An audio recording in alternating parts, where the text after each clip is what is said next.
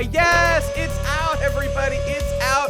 My burden is released from me. Karmic justice has been restored. We're here on Internet Genius, and I am Nate Bestman, and I released my big old Star Trek video, Star Trek 101. Yay! Hooray! I love Twig. You can get your college credit in Star Trek. You absolutely can. Hey, we got Noni and Cybershell. Come on in, folks. Pile in. I'm back. It's a party today. Back to talk about folks. Star Trek. I'm cooking. We're just twigma males out here doing the best we can in a crazy old world. Yeah, man. I'm a happy camper. My big old video. It's been 8 months or so since the last lecture came out. I make no excuses, but it's free, you fuck. So just be grateful. Get on your hands and knees and thank me for the content that I've so graciously provided for you. 7 hours, dude. I see some people being like, "Oh wow, 6 hours of Star Trek." Guys, it's 6 hours and 58 minutes. Can you please 6 round hours. up? No, you should have just padded it out. You should have padded it out. Only at the lowly 6 hours. Exact measurements. What an exact measurement type of podcasts. It's like you must be this tall. You're rounding ride, down and to the it's closest under, hour. You do not get on. I will say. Yeah. It might have been like 6 hours of video, but then like there's a lot of post-production on this. Because you had to, every time you watch it, every time you said anything that wasn't true, you were just like, I can't deal with the comments about this. I can't deal with these annoying fuckers in the comments. True. You paused and then you corrected the yourself. It happened a lot, but I appreciate it when it happened because it was providing extra necessary context for a lot of stuff. And you know, a lot of it, when you're preparing, you know, I always, when I go in to do one of these lectures, I'm always like, oh God, do I have everything? But the way I assuage my fears is I'm like, okay, anything I'm not happy about as I was recording live, because it's live. You only get one take, you know. You can stop, you can redo, you can cut and stuff, but I'm like, I'm gonna fix it in post. I feel comfortable. That makes my autism go down a little bit. So as you can see, there's at least an hour of bonus shit that I put in there of corrections and additions, and so that's how I get through the day, doing those silly lectures. Listen up, you fucking Gen Alpha Zoomer nerds. He's not sitting alone in a room holding a stupid lav mic. He's giving an actual presentation to human beings. It's a real fucking lecture. Not that you would know what that is, you little baby chuds. You don't know what it's like. Yeah, it's high stakes stuff, the old twig sessions. Yeah, I bet that feels good to get that finally out, having something that huge, that a project file that large, and just tweaking and slowly every day you go into the mines, the editing mines, and you chip away with your little pickaxe. That's true. It's true. You know what I do? Nobody cares about this, but I find this kind of stuff fun. I have I'm a big lover of markers. Do you use Premiere Pro or Premiere? Yes, I'm a products? Premiere boy. Okay, so you know about, they're called markers, right? The little timeline lines thing. Yeah. At the beginning of the day of editing, I put a start marker to indicate where I'm starting from, and I put a goal marker to be like, this is where I want to be at the end of the day. That's smart. That's what I try to do. It helps me psychologically focus and lock in and get stuff done. I usually will be like, like, takes a really long time. But I want to get X amount of minutes done, but then it's like, if I don't do it or I go over, but having the actual thing there, I used to be very messy with my shit, but now I am that kind of dork who looks like I color code my clips and dude, me too. Now when you're dealing with a really big like the source file, having little annotations for like, oh, this is when this happens and this when this happens. I forget what they're called, but yeah, you can do there's lots of little shortcuts and tricks you can do to make your life easier in Premiere. Dude, I bet there were so many useful things I don't even know, because you just said color coding, clips. I don't color code clips at all. I do everything with markers, and I think I'm fucking up in a big way, because markers are a limited resource that only is good for some things, and I try to use them for like everything. I didn't go to Premiere school to learn all the tricks. If it makes you feel better, I also have that same thing where I'm using Premiere and I'm like, I must be doing some shit like the least efficient way possible, and it's like, do they even like teach you how to use Premiere if you go to like editing school? Because like I might do editing school, the School of Hard Knocks, aka Video Copilot tutorials on the internet. You know what I mean? That's like, what it is. Yeah, you just have to teach yourself. I mean, that's in some ways it's cool that we live in that age where it's like, hey, if I want to learn this skill like editing, I can just go online and like not brute force it exactly, but just like you can just learn it and try it. And you have to practice it, but like Now, I always have to remind myself, like, normal people, you put them in front of Premiere, they're like, what the fuck do I do? And it's like, I've just been, like, tinkering at this for, like, 20 fucking years doing shit in this stupid program. Yeah, that's how you learn. You learn one thing at a time. You have one editing challenge that you figure out how to do it. And if you're lucky, that skill gets, like, added to your repertoire over time. Oh, I know how to do crossfades now. Yes, I figured it out. I no longer have to go into opacity and lower the opacity of one clip as I raise the opacity of the other clip underneath it or whatever. Yep. I can just use the crossfade or, or things like that. Say, yeah. For editing a certain evil video, getting familiar with the limiter to just stop the audio from peaking, which was constant throughout the entire fucking massive project. Just doing the limiter, setting one parameter, and not having to worry about it instead of going manually cutting every fucking audio. Wait, because I've never used the limiter. Well, you know what I did? I did manually go through and manually lower every time it peaked. Nate, for the first 2 hours of said video, I did that. I did that for the first 2 hours, and after I'm like, there must be a way I could fucking solve this without having to do it manually for every single line. And then I discovered the beauty of limiters, which was like, nope, you set one parameter, they would, yep. And I'm like, oh my God. I should do that. I should use that sometime. That seems like That's a great feeling, though, when you Google something and you actually get the solution you want. Because sometimes you will Google it and be like, fuck, I really don't know how to do this. Here's my great thing. I'm so old and senile and full of Alzheimer's juice that, like, I'll, like, know that I did something in a previous project and, like, I just can't fucking remember how to do it. So I have to load up the old project and then, like, look at my own handiwork and, like, how the fuck did I do this? But, hey, don't feel bad if you did something in the past and then you don't remember to do it. Just Google it again and learn it again. Google it again. Easier the second time because there's, like, it's like activating the dormant neurons in your brain, like the pathways that already exist, they're just like not connected or whatever. There is so many little things. This is like the example that just like one of the first ones. I'm like, oh my God, you can do this, which was text. Like when you put text in a video, you just like write it out. But then there's these two little just icons in the middle of the fucking text in Adobe Premiere that if you press them, it just centers it all and makes sure it's all fucking lined up correctly. And that was not in the old Premiere. Yeah, that's in the new one though. It's fucking wild. It's wild. See, I used to. Do you guys in the old Premiere? There are like when you do a text box, it opens up a new window, and there's lines on the side, on the top and bottom. I would manually adjust to the edges of those lines and use those, and then the text. You can center it. What's it called? Oh God, what's the technical term for where you put? It's not centering. It's like vertical alignment? And horizontal, I think. Okay. I think there's like a technical term for whatever it is where the text goes. Center, left, right of box. Yes. Justifying. I think that's what it is. Correct me if I'm wrong. Doesn't matter. Anyway, the point is I would manually line it up, and this is the stupidest thing ever. Why can't there just be a button? And finally, in like the new Premiere we've got or whatever, there actually is a button that just does it for you. Because of course you want your text centered. This happens like every single day, multiple times when you're editing something with text. Obviously, there should be something, and now there is. Yeah, simple example, just like fucking Photoshop, because.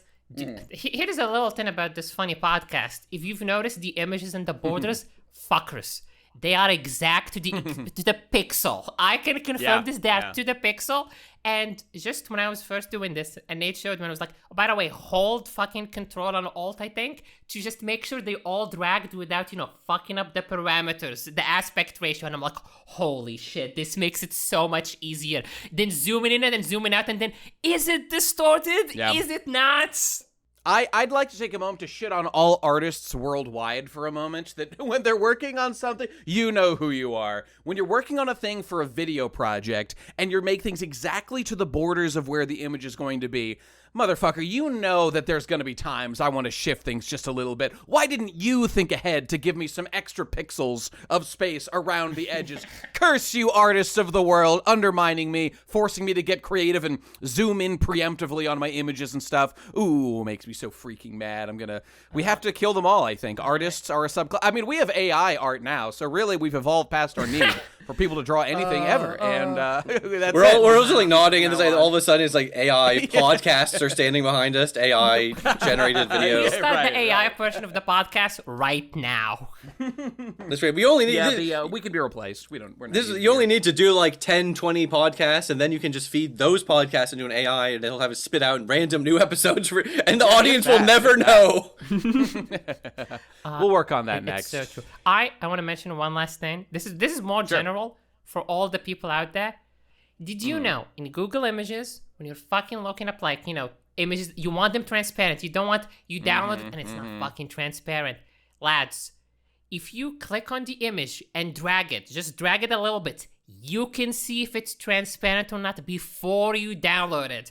That saves me so much time when I'm grabbing images for videos because I could just click. No. Yes? Let me add an additional piece of information. Did you know that when you're going on Google Images, if you click on Tools, and you go to the right, under Color, you can select the transparent option, and that will give you transparent images as well. So you've got options here. Yeah.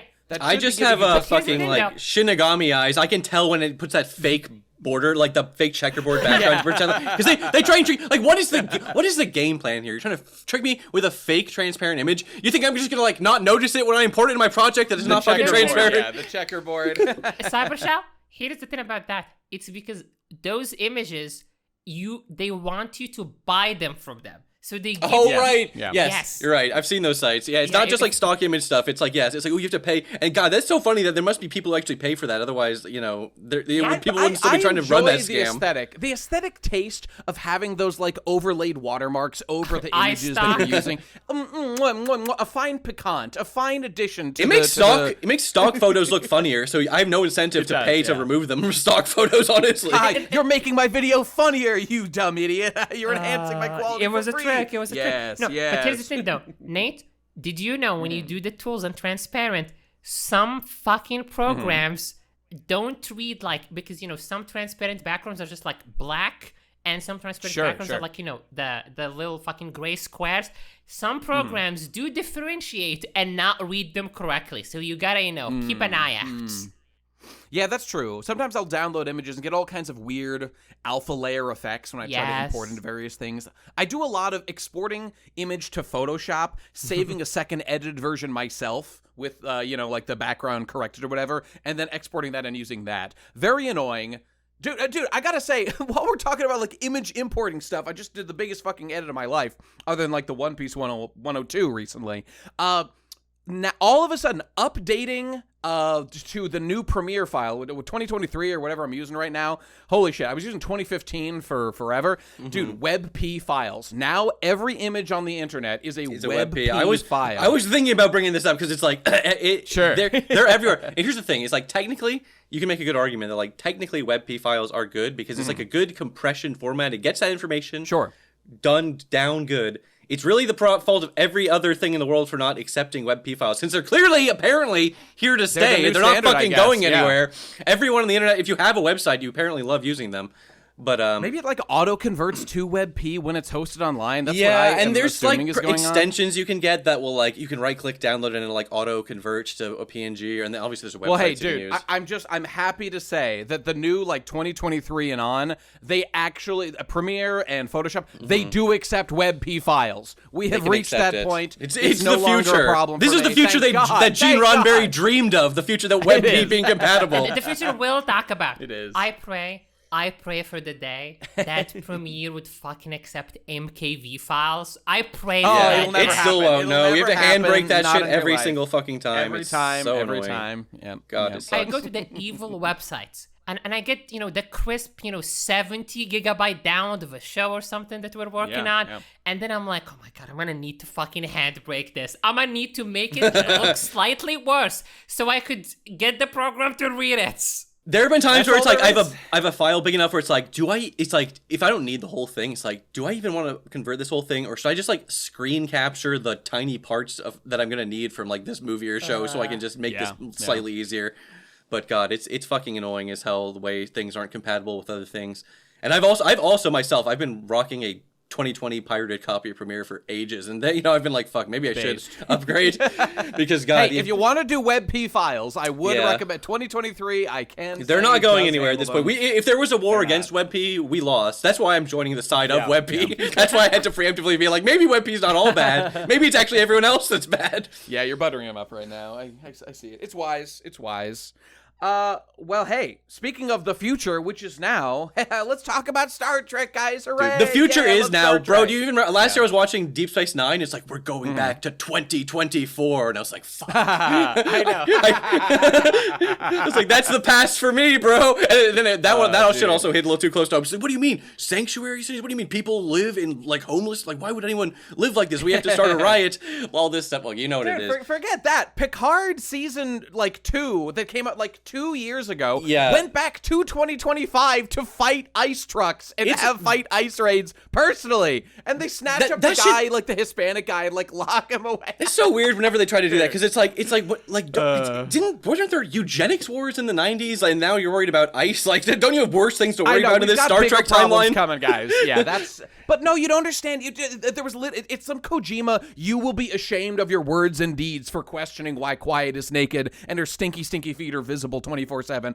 No, you see, Picard literally had to go to 2025 and fight the ice raids because Destiny. That's when his mom became the chosen one or whatever the fuck it is. I don't know. The idea that Q could even be capable of caring about that is very funny. I mean, I guess this is Q softened by years of observing humans or whatever. But dude, the Q shit they did in season 2 of Picard was the gayest thing of all time. He dies, right? I believe you mentioned that. Okay, here's my thing. He dies, but then he's back, baby. He's back. Next season, I know that. Time is crazy and stuff. Here's my experience with Picard. I watched season 1 as it came out so I could watch the Red Letter Media videos. And sure. God, Picard season 1 was a nightmare. It was like a bad dream, and I gave up after one episode. The data shit at the end was it was like I literally couldn't believe what I was seeing. It was like someone thought this was a good idea. They put in the show. Picard, quote unquote, dies for the melodrama, but they put him back in the synthetic old man body. Literally, so they can give him 2 more years of life before he dies of old age. And I know it's Star Trek, so they can live to be 150 or he can live to be 200 or whatever. It's fine, whatever. But still. It's ridiculous. Don't even kill him then. What's the point of killing him? We really killed Picard, but he's not really dead. And anyway, that's why the funniest thing is... since they're just like us, they're not so different after all. We're all the same. I don't know. There was some shit where it's they're like, we have to open a portal to the Cthulhu robot dimension. There's a synth dimension. It was really like someone with drunkenly half remembering fucking the plot of Mass Effect and just trying to copy that. It was some hot dog shit. So I didn't watch season 2 at all. I watched Red Letter Media stuff. It looked funny. The videos making fun of it were funny. They were just dying inside every episode. That's all I need to know. Exactly. I didn't need to see it. I just needed to see their reaction to it. And then, of course, as you know, a million people are like, you have to check out season 3 of Picard. You have to check out season 3 of Picard. And it was enjoyable, but it's funny. I just knew watching it. I was like, if this was the only thing that ever came out, if there was no Picard season 1 or 2, people would probably have a million reasons to hate this, but just compared to season 1 and 2 of Picard, I was just gonna say, compared to season 1 and 2 of Picard, it's such a course correction that you just can't. You can complain about it, you can complain about the parts you don't like, but you have to at least acknowledge. Is real, dude. Sneed is real. The Sneed pilling is real. Everybody, they're reaching out to us. The Chud connection is being established. It is peculiar. They didn't think to just Google the word Sneed and see if that brought up anything. Terry's our guy. Terry is our guy on the inside. He's making it happen. It's funny because in a lot of ways, like you said, it was an overcorrection. It was a little saccharine. It was a little fan servicey. So. They literally get on the D, but it's I didn't care, dude. I didn't fucking give a shit. This was basically just the TNG movie that we should have got a zillion years ago or whatever, because all the TNG movies... And like I said in the video, it's just that, yes, it was sweet. It was sort of necessary a little bit to correct all the bullshit that's happened, but really it should have just ended at the end of the show. We didn't need literally anything after All Good Things. And they end on the with the poker game. Exact it's same the same beat which is funny. It's funny because you said, it is a nostalgic throwback, and it's also literally an admission. This is the perfect way to end the Picard thing. Yeah.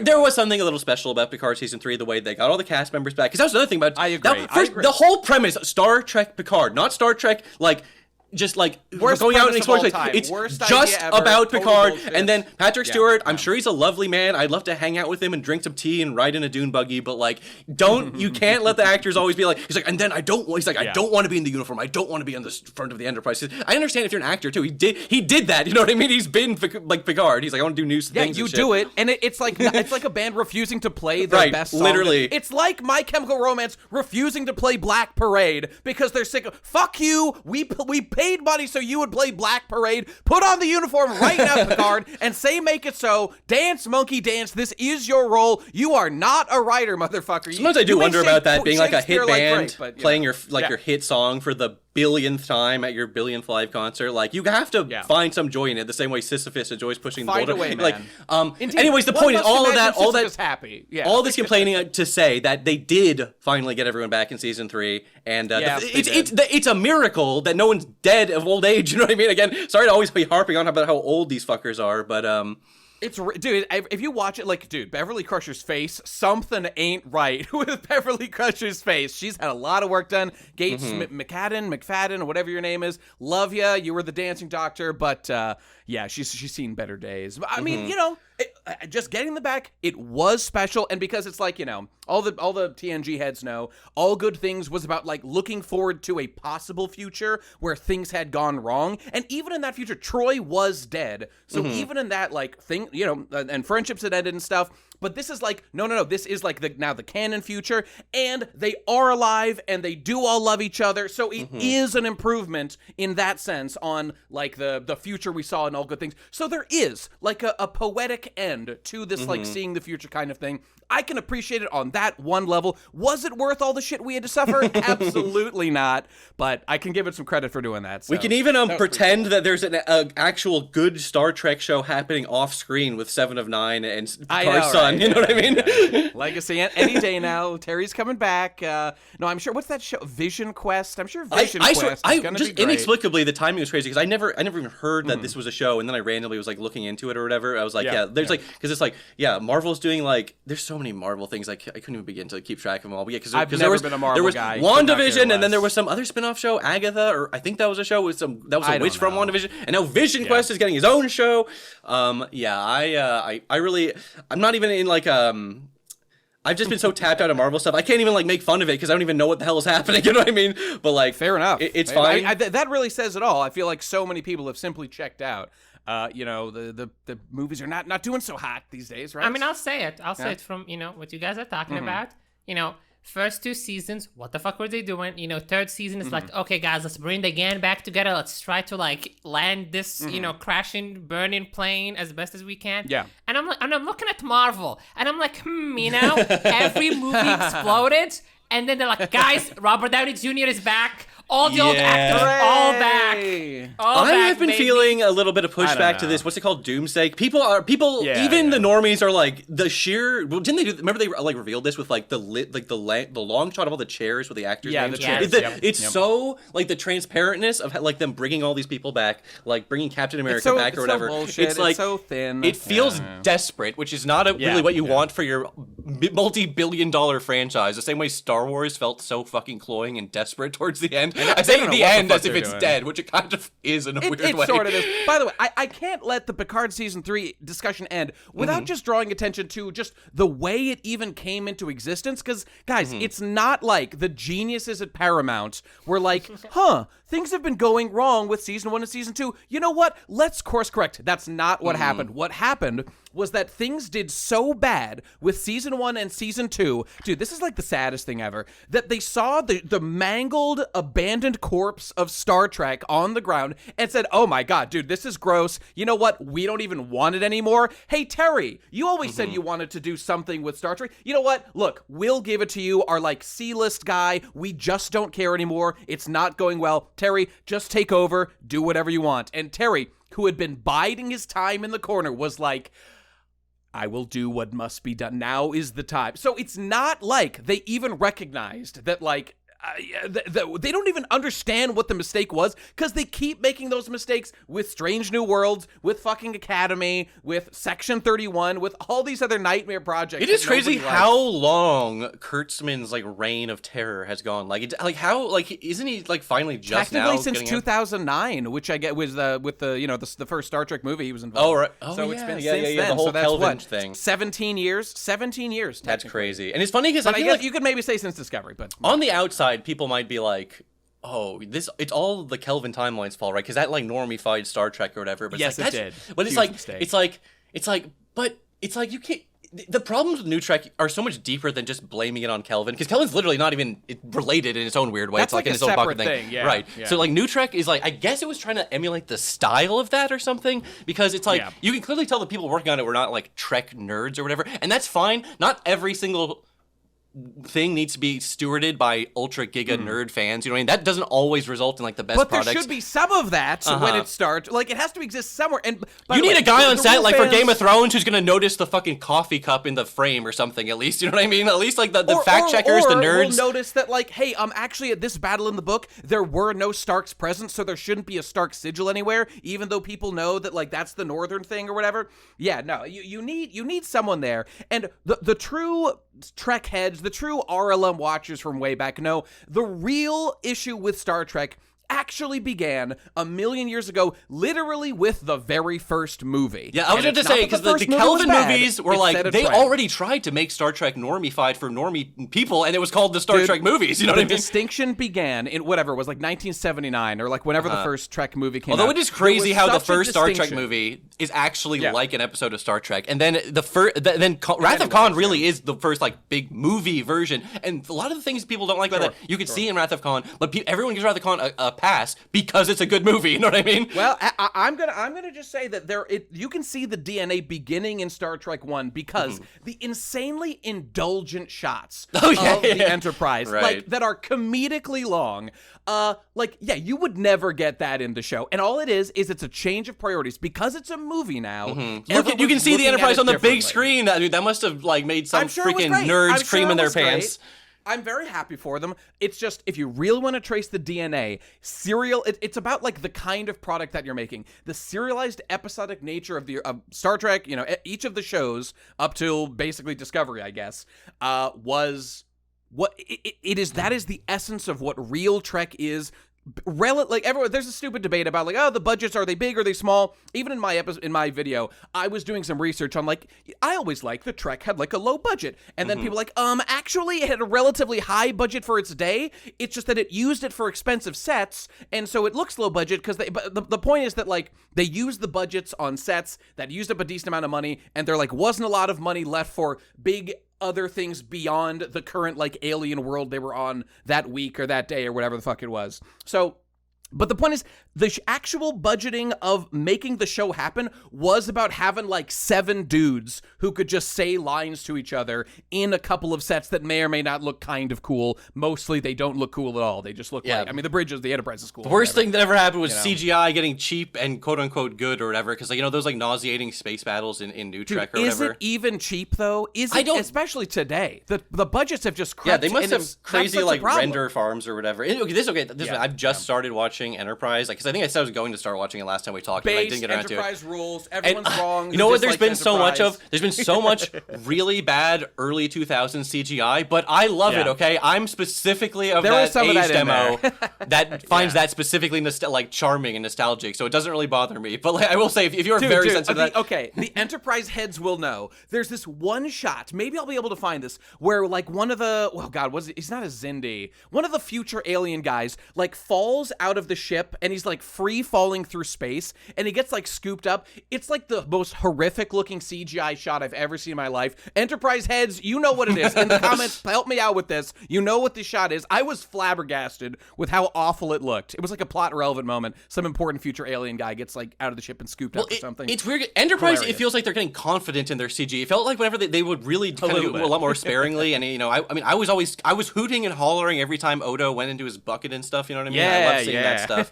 And what I mean, it almost sounds like I'm complaining, but I really honestly mean it earnestly. Like, it's something that's quite endearing to me about the show. Here's something I would love to see. He's going Alex Mack on it. It's awesome. Literally, dude. I always wanted to be like a silvery goo, and shows always made me think that was gonna be possible, but it never was. I would love to see a show about like a lower decks type show, or like a low stakes Star Trek show about just the history of the guy who's in charge of designing the fucking uniforms, because like it feels like they're constantly changing. Sure. There's all these crazy shit going on. When you were talking about the first movie, I was like, dude, what the fuck were they wearing in that movie? That was nuts. So crazy. It's such bizarre uniforms. I don't know. They're all over the place. Crazy. I guess earth this tones is Roddenberry being like, let's experiment, try some new shit. The times of the show definitely. Okay, this is obviously true for every piece of art so and media. 70s, man. It was so 70s. I was going to say things very stupid. McCoy's beard and like chest hair, and he's rocking like a huge gold chain, I think, in that movie. So that's such an awesome look. But yeah, I was like, the times and the fashion and the style of the era affected the art, obviously, as all art does. But then you can say that's true. That's the whole thing with New Trek too, where it's like, everyone's so pessimistic and miserable because so many things are horrible in the modern day. But it's like, that's why we need Star Trek to be optimistic. I mean, there was plenty of shit to be fucking miserable about in the fucking 1960s or whatever. But like, he wasn't doing a Star Trek. There's no point in trying to deal with these Soviets, but we're all just going to kill each other anyways. It's like, no, we have to imagine a future. I know you've seen the video, but like it really one of the most interesting things of discussions that like I encountered as I was doing this whole project, and like I was doing a bunch of research. I watched like a bunch of like analysis things and read a bunch of articles and stuff about like what people are making of the fact that Trek like was optimistic, and we hit like a brick wall in the 2000s, and like everyone's like 9/11 happened and that massively changed things, and even you haven't gotten there yet. I don't want to spoil it, but like Enterprise has a big presence of 9/11 happening on it as it gets into some of the later I was just seasons. thinking about that because the timing of that, it was 2001 to 2005 or some shit. Right? It started like a couple days after 9/11 is when the first episode of Enterprise came out. I just need to calm down and distract myself and not watch CNN. I'm going to watch this new Star Trek show and it'll give me some hope for humanity. Also, here's the thing. I knew basically nothing about Enterprise. I didn't even know that everyone loved that it had a hilarious intro. Like, it is such a ridiculous... Oh, yeah. It's been a long I already know it's one of those things that's going to grow on me the more I watch it. The same way, the first... I would watch all of Deep Space Nine. I was like, I loved that intro song so much. So, and then it's like, I turn on the first episode of Voyager and I'm like...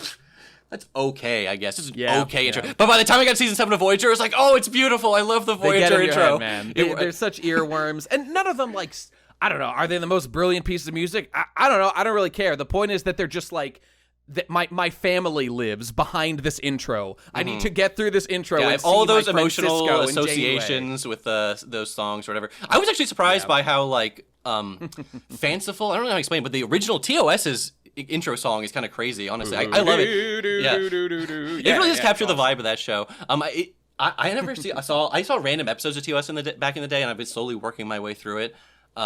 There's something about TV of that era. I don't know if it's like, because the only like reference point I have, I don't watch like a lot of old ass TV, but I watch a lot of Twilight Zone, so it's like it's just fun seeing like them have those like sets or whatever. But like, God, people don't talk about how amazing the colors are in Star Trek, because it's crazy to imagine. This is back when the idea of colors on TV were like new, so like we gotta show off our fucking colors on this show, guys.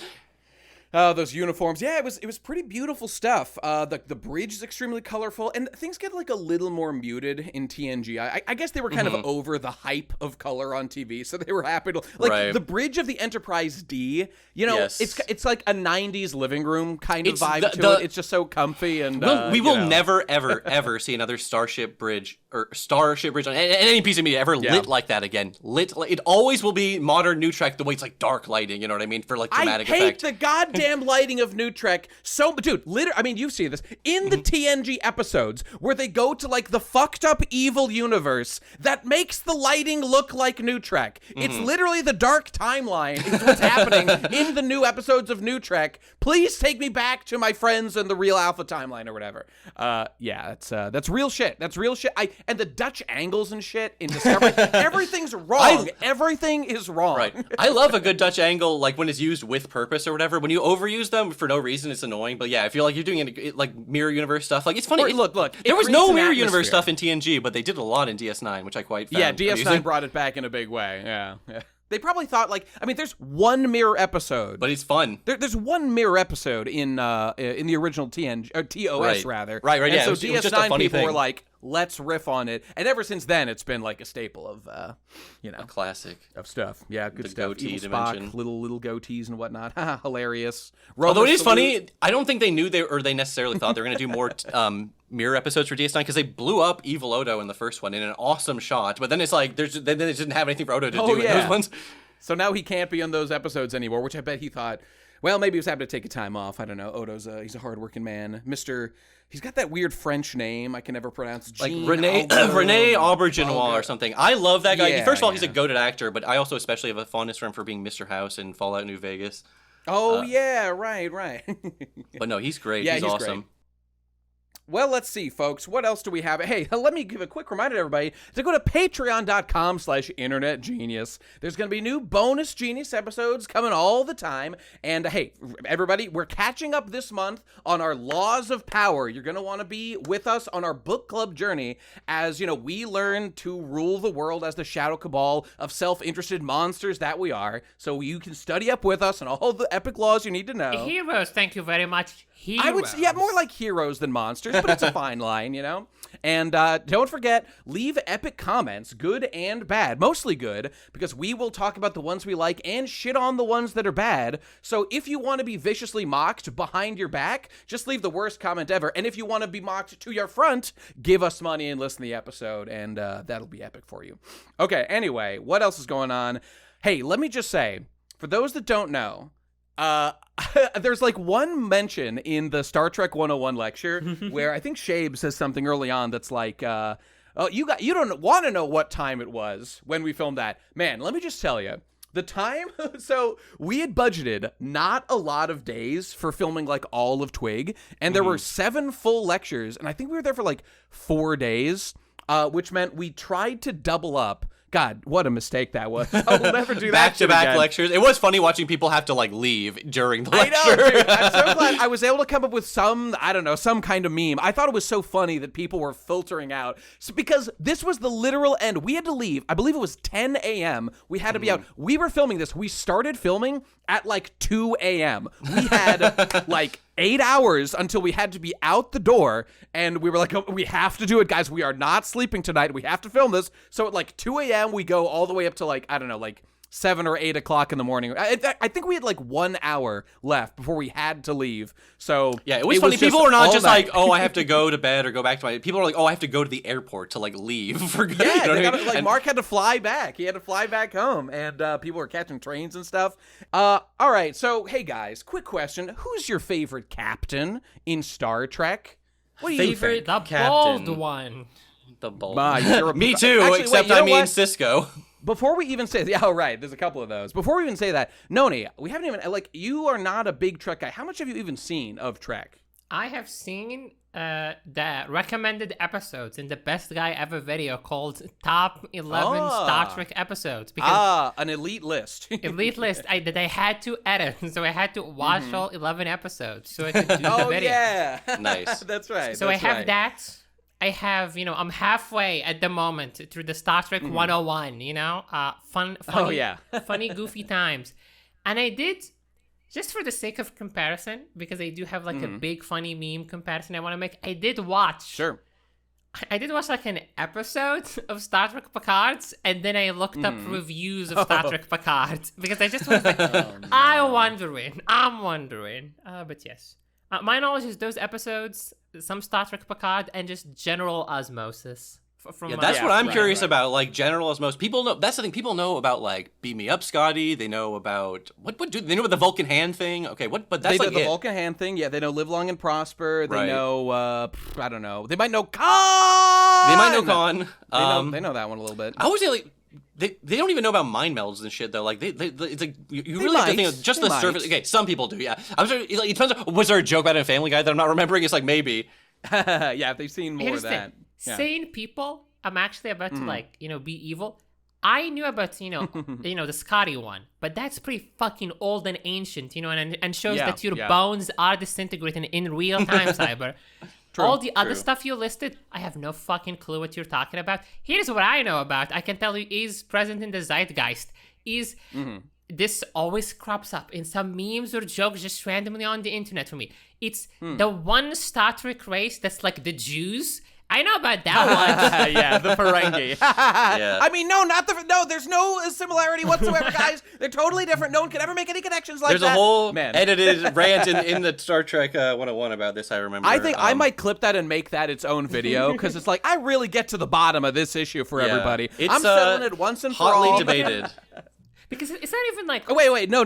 In the comments right now, guys, it's time to pick a side, okay? Are you team Ferengi are racist and anti-Semitic and I'm upset and I'm going to kill you for doing that? Or are you team you're literally hallucinating and they just said not to be like Jews at all and you're actually anti-Semitic for thinking that they're Jew-like? Fight in the comments right now. Are you team 1 or team 2? 1, boys? Kill team 2. Team 2... destroy all ones that you can find. So right now, pick your side in the comments right now. Battle to the death. This is the fight we need to be having. How they were introduced season 1, right? Season 1 of TNG, Ferengi as just this new race of villains, a bumbling, greedy, bad, and like they TNG literally did nothing of import with them ever. And well, then do you know sort of the original plan with the Ferengis? Were they going to be more of like a presence in the show or something? Because so the original plan was that they were going to be sort of the main antagonists. Now, at what point in development that changed isn't totally clear, but they were like, these are the new ones. They're going to be like the greedy, like bad, evil capitalist guys that, just they do anything for a buck and they'll kill anybody, blah, blah, blah, whatever. But in practice, it just didn't work out that way, and they were like too visibly silly and stuff. So they bring in like the Cardassians and stuff that are like way more, scary. And we need Romulans, okay? We need the freaking Romulans. We do.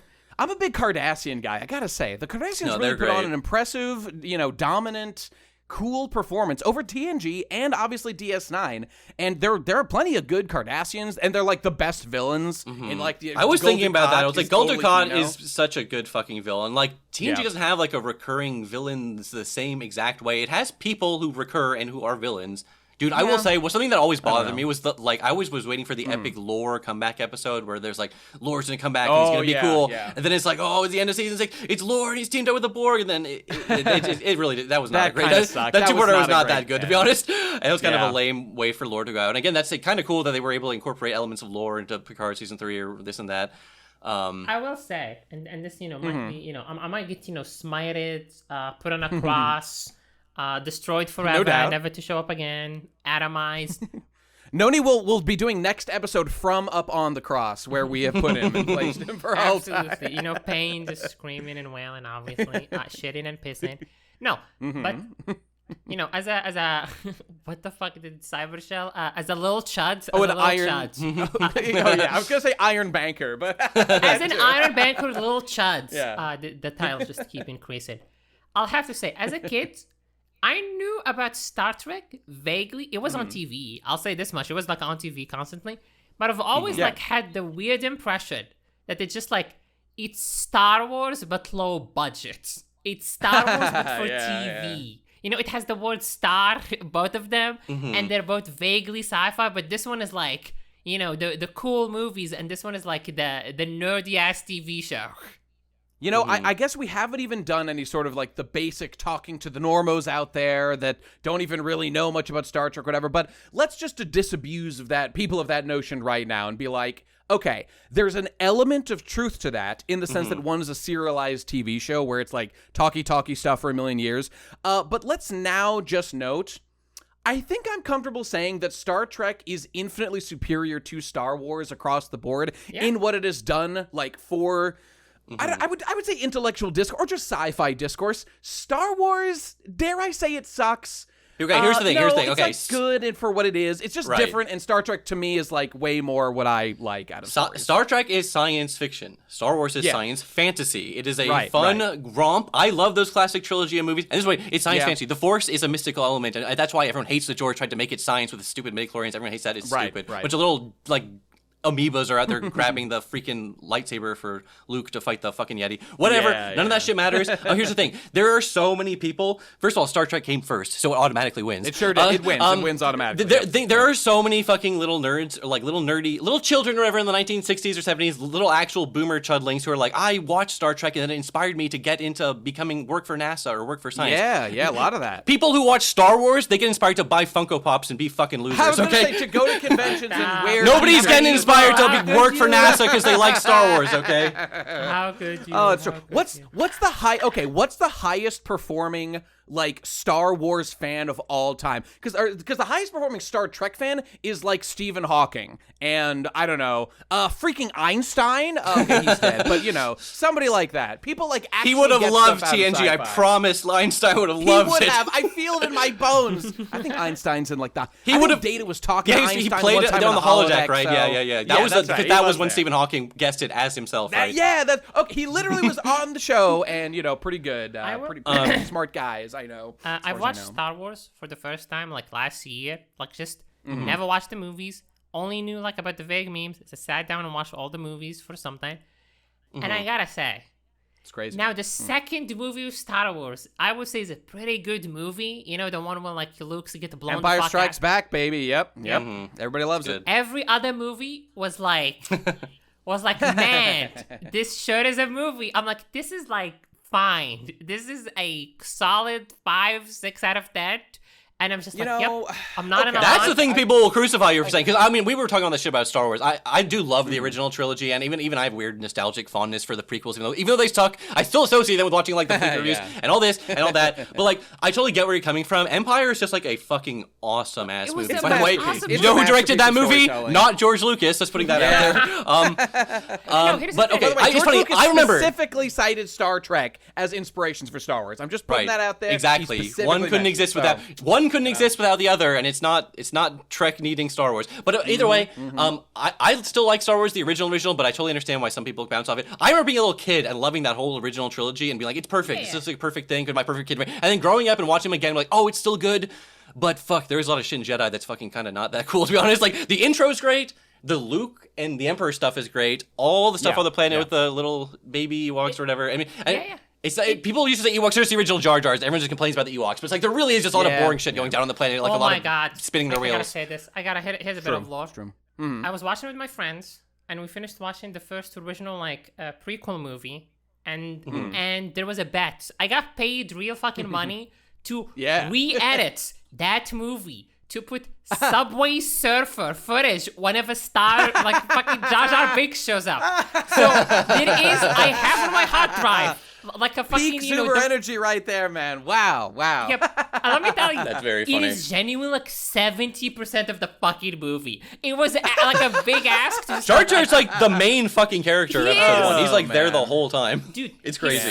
His screen time, because they had to do it for all 3 movies, dude, his screen time goes from like 40 minutes to literally 3 minutes in the second one and 1 minute in the last one. It's funny how they little. knew not to It's do funny it. how little he is in the episode 2 and 3. Like you could tell, like that was not an accident. Politically important. He's still like he's like an ambassador of Naboo or whatever. Which is the fuck insane, it by the way. Jar Yeah. Jar is a fucking idiot. Why does he get to be an ambassador just because he like threw the I guess he's electric a war ball? hero, I guess. You know what? I He guess was a that's true. I leader guess of people love to sorts, elect a you good know? war hero. It's true. It's true. Jar Jar was the Eisenhower of his day, no doubt about it. He's the man that got that saved he Naboo. wrapped around Thank to you, Jar being Jar. cool because I keep seeing that they made like Darth Jar Jar like not Yeah, I canon, was but, just like, about to be what? like, Zoomers have mind fucked themselves into What? thinking that like Jar Jar, there's like a secret subplot where he was actually, Dude, or I've even heard whether that, yeah. whether it's I've heard ironically about or that. ironically, it's still cute. Like they put Darth Jar Jar in Fortnite. Like it's such a meme that it's like Dude, it's no, it's no, there. I It did has not cultural know that. cachet. not even a look that movie. up. Not even like just in fucking Fortnite. I think there's a Lego movie where Darth Jar Jar is a character. Like just unironically, he's there and he's in the Lego movie. It's not like I don't think it's been like a fully subsumed into like alpha canon or whatever the equivalent for Star Wars is. But Lucas arts or films or whatever, it's like they're clearly like okay, they think it's a cute idea, they're willing to merchandise it. That's the real thing is they realize they can make money off it. As soon as they realize they can make money off Darth Jar Jar, they're like, dude, we love Darth Jar Jar. I had thought that the idea that like he's blessed by the Force. That's why like he's a bumbling idiot in the first movie, but everything just like works out for him. I thought the idea was like, oh, he's like a good guy with the Force, and like everything works out for him because he's connected to the Force or something. But I guess they're saying would he's make evil, sense. Actually, I'm confused. This I is a don't know. whole I haven't thing. You're thought about gonna these have to in a long watch a time. damn video essay about this. Yeah. Darth Jar Jar has the energy of Parrot's emu in terms of like, what does that really means? But Right. Okay. Just want to say about these two things. It is interesting to see that. By the way, my opinion is definitely biased because I've only watched, the top 11 best episodes of Star Trek The Next Generation. Let me tell you, fucking enjoyable, enlightening, genuinely great watches I had. I'm like, man, I had fun watching these fucking, episodes. Yeah. And like kind of looking at the timelines, I'm not as aware of, Star Trek as much, but looking at the timelines of just like, guys, what if we subvert Star Trek now? And I like see what happened to Star Wars with the fucking later movies. It was like, what if Luke was an asshole and a dipshit? What if Picard was an asshole and a dipshit? I like see the literal X in there. It's what really is the issue, and that we were talking about this before, but it comes down to like, what are you trying to do with a Star Trek story? And because we talked about this like loss of faith, this crisis of faith that they had in themselves post 9/11 or whatever it is that caused it, and the world became so much more cynical than it was when like the earlier Star Trek shows were coming out. They really struggle to be like Roddenberry was in those days, and imagine I can imagine what humanity would look like if, like, people got along and, like... By the way, it's very funny to note how, like, Gene Roddenberry's version of, like, what perfected future looks like is basically just, like, everyone has American values and, like, gets along very nice. Like, you know, it's not like some tribe of warriors took over Earth and, like... is like the no, it's the people that are like, we get along with everybody. So it really is like America conquers Earth via UN type tactics or whatever it is. One world government, Starfleet. They've got a one world government. They certainly do. They certainly do. I've often wondered what like the politics are like on Earth itself because they never go into it at all. We barely get to see it. Really, I mean, there's like we barely see it. We get to see a little bit in Deep Space Nine, but that's when the changelings are there and everyone's freaking out, and it's not like. I have a nice hypothesis. Earth times.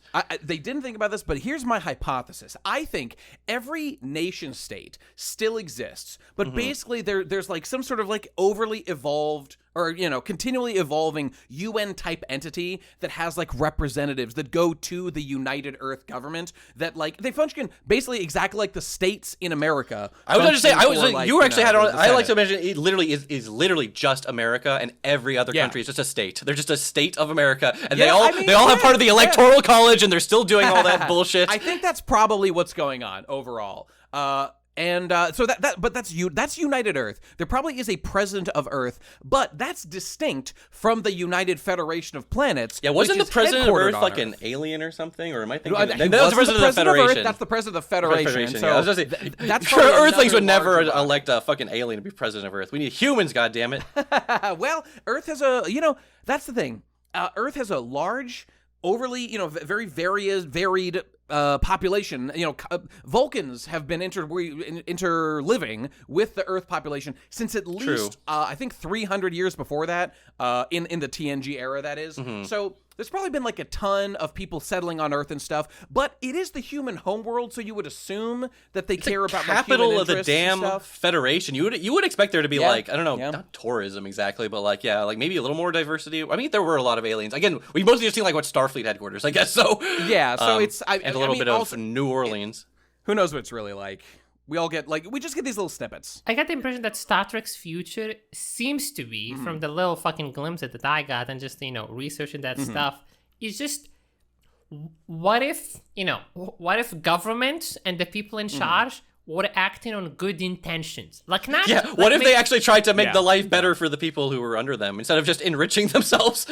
That's what I thought was the conceit, because like everything is efficient, it's a bit, sterile here and there, but like it's like they make these decisions taking like the moral aspect of it into like calculus consideration of like we have to make like the best decisions we can, rather than like what it is currently, which is like that is might be on the table, but fucking no, probably not. It's just everything changed in the human in the world, alien civil, in every civilization in Star Trek when scarcity was solved. Once scarcity is solved, it's a whole new ball game. Which reminds me, somebody commented on Star Trek 101 on my video and was like, man, funny thing is when Nate like gets all his politics wrong in these things, and he said that. Well, so first of all, he said that like Nate called Miles O'Brien a libertarian, even though he's a union man. Okay, that's like an inside joke because he has an Asian wife. That's like a joke about having an Asian wife. We call them libertarians. Me and my wife do that. But he also said, and Nate's also wrong that like I think it's this old canard about like actually Star Trek is like communist and stuff. It's like, okay, look, if you're like if you're a filthy red, I understand why you're gonna look at Star Trek and be like, this is just like what my luxury automated communism is gonna look like. Okay, but in all seriousness, if we can be grown-ups for a moment here. The game it's not analogous to what's happening in real life right now because they solved scarcity.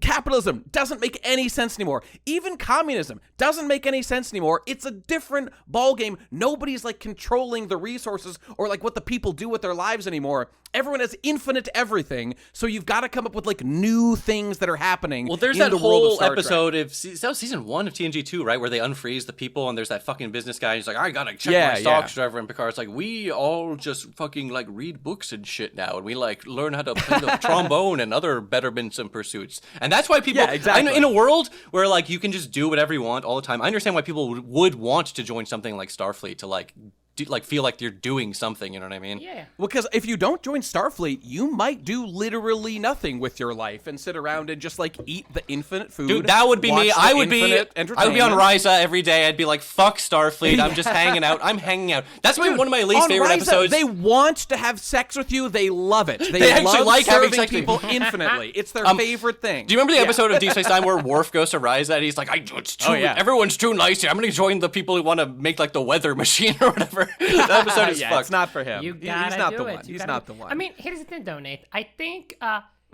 that again comes from like they're applying a modern lens is what they're doing. They're applying a modern lens to Star Trek, and it's really very different. It's not like a one. It will be real life when I build my replicator. Okay, then we'll see where post scarcity comes from. Although even replicators take energy. You know what I mean? It's not like there are many books written about like the economics of Star Trek. Some of which I did a little research on for this, and like people are like basically what you have in the world of Star Trek is an energy-based economy. Everything comes down to energy, and I'm sure that like the energy production, which funds the replicators, your homes, everything, your space travel, et cetera, I'm sure that like the state protects those interests in some way, but like they never at all go into the mechanics of what that means. So we're kind of in the dark. Yeah, I'm sure like the government or whatever is protecting the power plants, the fusion reactors, whatever it is that they use to live and stuff.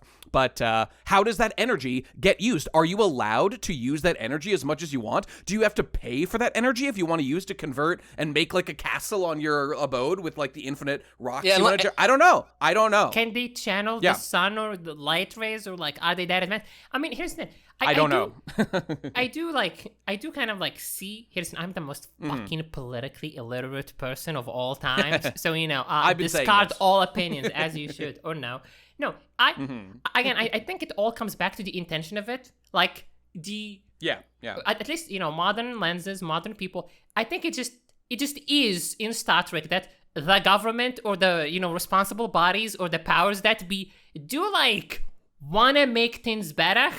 And I think that most people just like, unequivocally, for the most part, even like feel and see that, that's just not the case here. It's like, we could maybe develop this technology, but like, will they let it happen? Will they let it happen if like I have it on good authority that everybody that invents a water-based perpetual energy system gets assassinated by the CIA. So as far as I know, they're keeping us from infinite car energy or whatever, right?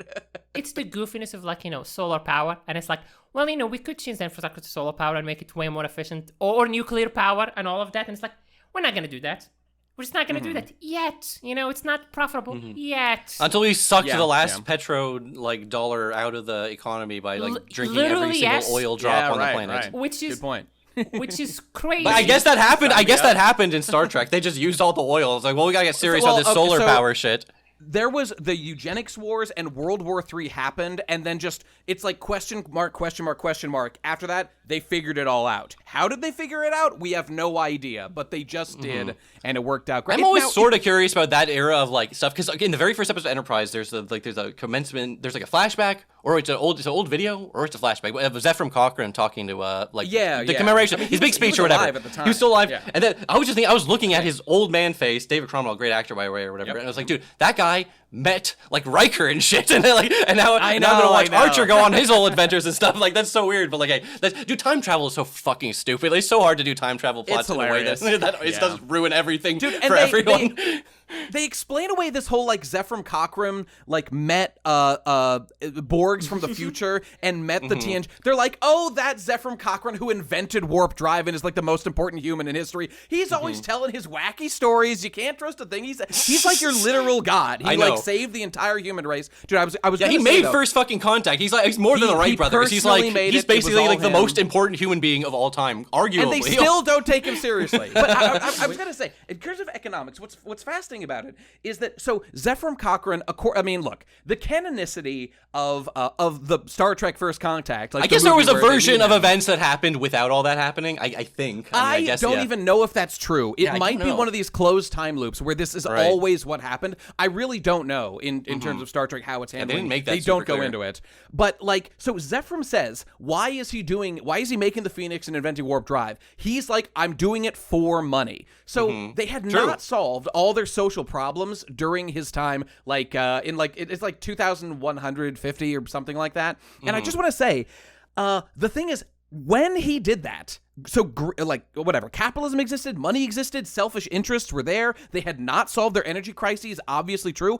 But it's that day that they meet the Vulcans. So I sort of wonder, is actually what happened here that humanity didn't figure its shit out. It was just told better philosophies by the Vulcans, and they just adopted their philosophy. Dude, it's like in Rick and Morty, how Rick was the only Rick that invented portal travel besides Rick Alpha. All the other Ricks are just piggybacking off of their invention of the portal gun, and so actually all the other ones are stupid chuds that can't even figure out a stupid-ass portal gun or whatever, except for the rickiest Ricks of all.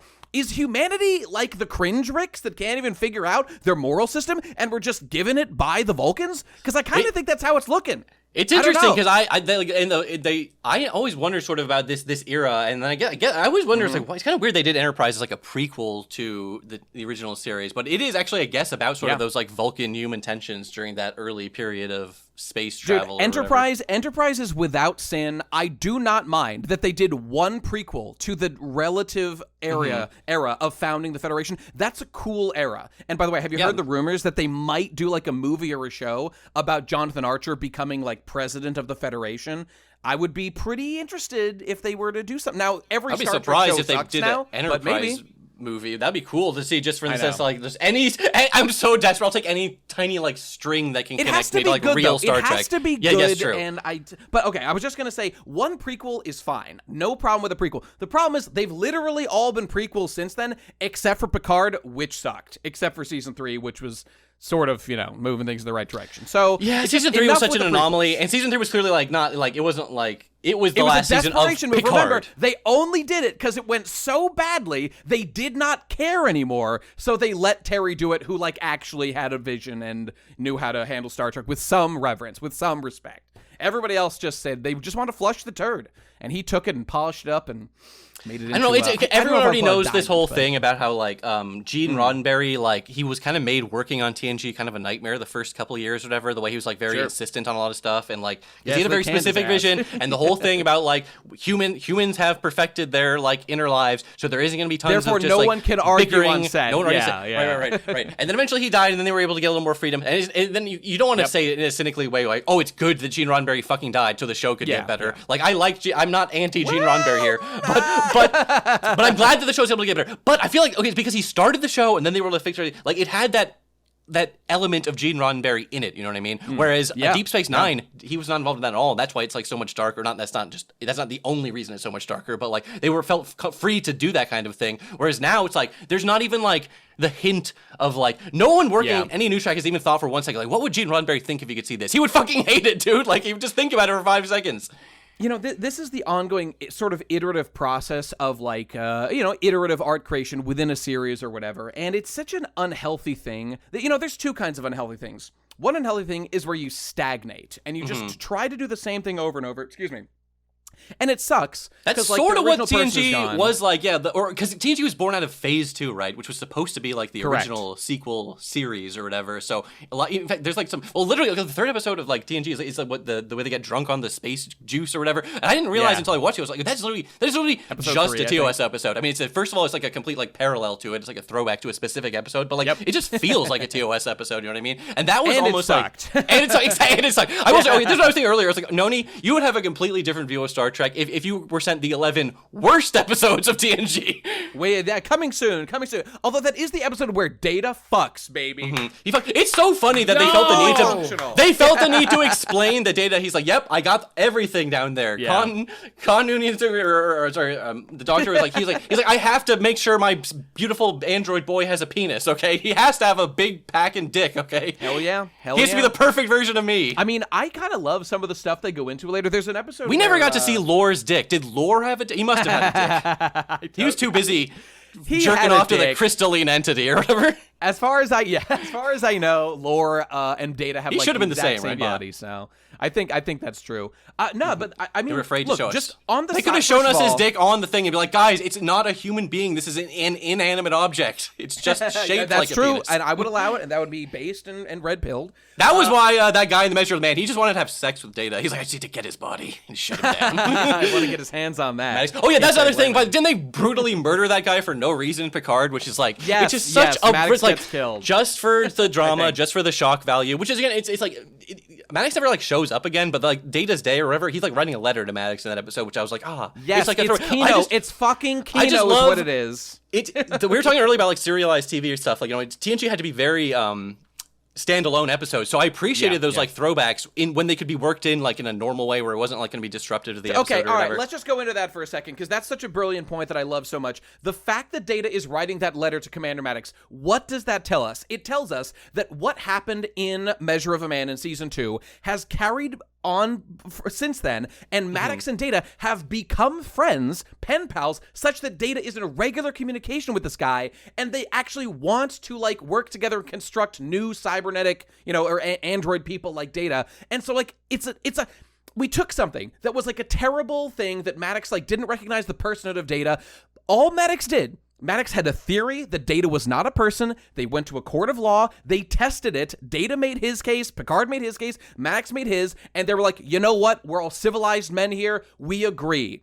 Turns out Maddox was wrong, or Maddox was proven wrong, and he accepted it like a man and went on with his life, and everyone learned a valuable lesson, and guess what? Literally everyone was better for it. We grow and evolve. This is peak Star Trek. This is what Star Trek is meant to be. Not, my mom committed suicide when she was young. You're forgetting about the flash forward to 50 years later in Picard where there's a race of android slaves that looks just like Data. I know. Which is the one thing that was specifically what that trial was to prevent happening. By the way, I gotta talk some shit on. So Picard season 2 does this whole thing where Picard's mom committed suicide. Excuse me, what's the episode? I think it's called Where No One Has Gone Before. It's a season 1 episode of TNG. I mentioned this in Star Trek 101, where they go outside the universe because they meet the Traveler guy that's like grooming Wesley to be like the smartest time travel-y guy of all time or whatever.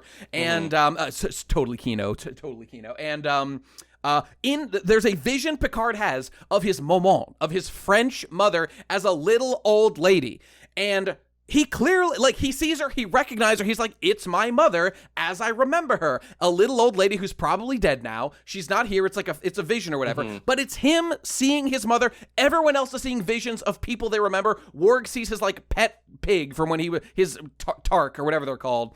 And in Picard, they have the gall. They have the gall to say, no. And by the way, this is Picard, this is rather, oh my God, Patrick Stewart writing this, so it's trash, because he is not a writer, he's an actor, and they're like, actually, Picard's mom committed suicide when he was like 10, then why the fuck does he remember her as an old lady in the episode of TNG when she shows up the one and only time? Because they're stupid, and they're bad at retcons, and they think that I'm not gonna notice that shit, but of course I'm gonna notice that shit. It's the best episode of season 1. Fuck you, Star Trek. Fuck you, Picard. Love, they don't know anything. They love like crying and emoting, so it's like they that's love why their Oscar moments. They right. love it. It's their Emmy in the making. That's what they love. That's why Their Picard priorities literally are just fucked. doesn't. He does not feel like Picard in those first No. 2 seasons, or I mean, even a little bit in season 3. There's whole whatever the point is, but like when he's like literally like crying and like hugging people, it's like that's just so specifically not Picard. You know what I mean? And it's like dude, I'll give them a little bit, just a tiny bit of grace, and be like, and note that even in All Good Things, the last TNG episode, when we see old man Picard, look. He really has softened a little bit. Yeah. He has like in let old down his age guard it happens because he's no longer captain and responsible for people's Exactly. lives every day. You know, times have changed, so he can soften a little bit. That being said, Picard is fucking cringe, is over the top, gushing nonsense. Even season 3, I think, still had like too much of that stuff, but. Obviously, it was like better than it was before. Because like when Data died, I remember the Red Letter Media guys pointed this out. When Data fucking dies, or rather they think he's dead in some TNG episodes, Picard is like, yes, I'll write the report on that now. He doesn't give a fuck. Which is to say, he cares about him in a professional capacity, and he probably even cares about him in like a fatherly mentor role, but he knows he must maintain his captainly Can you imagine visage. having a captain? You're on the flagship of the flagship of the fucking Starfleet Federation. Number one ship.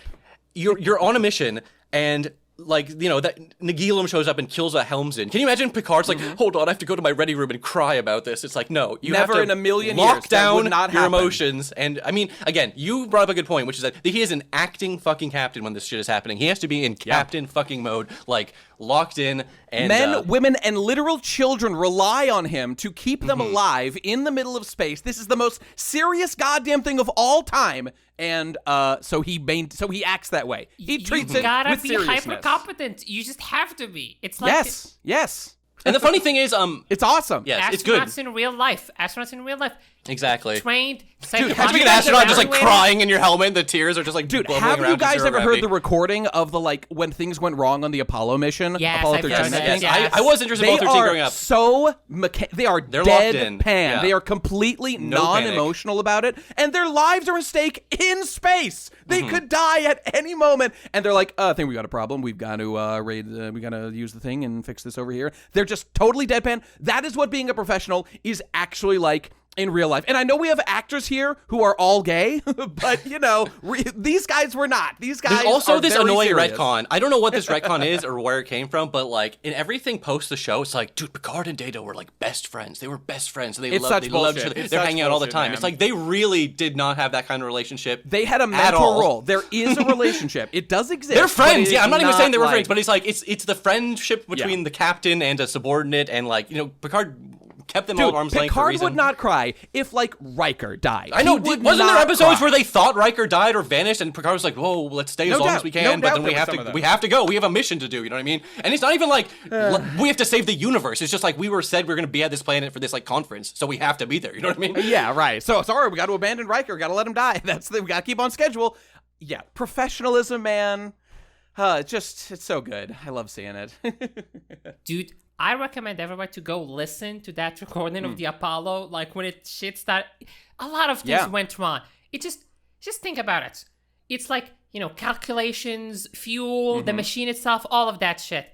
And one of the bigger problem they had when they finally landed is like, yeah, so guys, the dust here is different, and it sticks to the equipment, and it's starting, hey, that guy's about to choke to death. What are we gonna do? And he's just talking. Like, very, like, matter of fact, about, like, okay, you gotta sit, don't move. This other person is gonna need to do the job of 2 people, and you can't move too much, because if you do, you're gonna, you know, the air filters will fucking be gone, and you'll, like, choke to death. And it's like, yes, I will.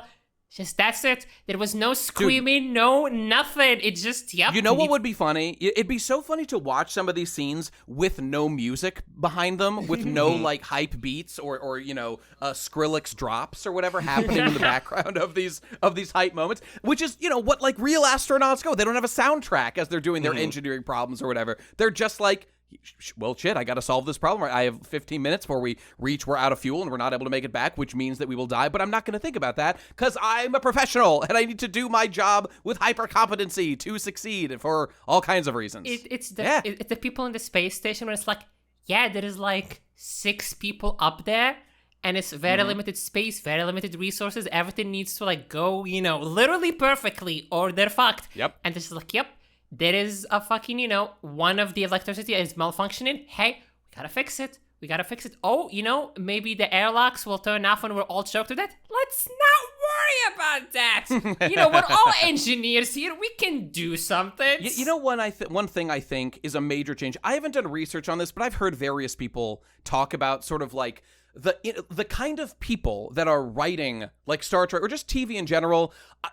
It used to be, my understanding is, correct me if I'm wrong, they used to like hire sci-fi writers that were like writing sci-fi novels and stuff. Those were the kind of people that would be recruited to write like Star Trek episodes and stuff. Whereas now, they pull from like drama television show writers who, and they've said that like the new Strange New Worlds, I don't watch Strange New Worlds, I whatever, here it's bad.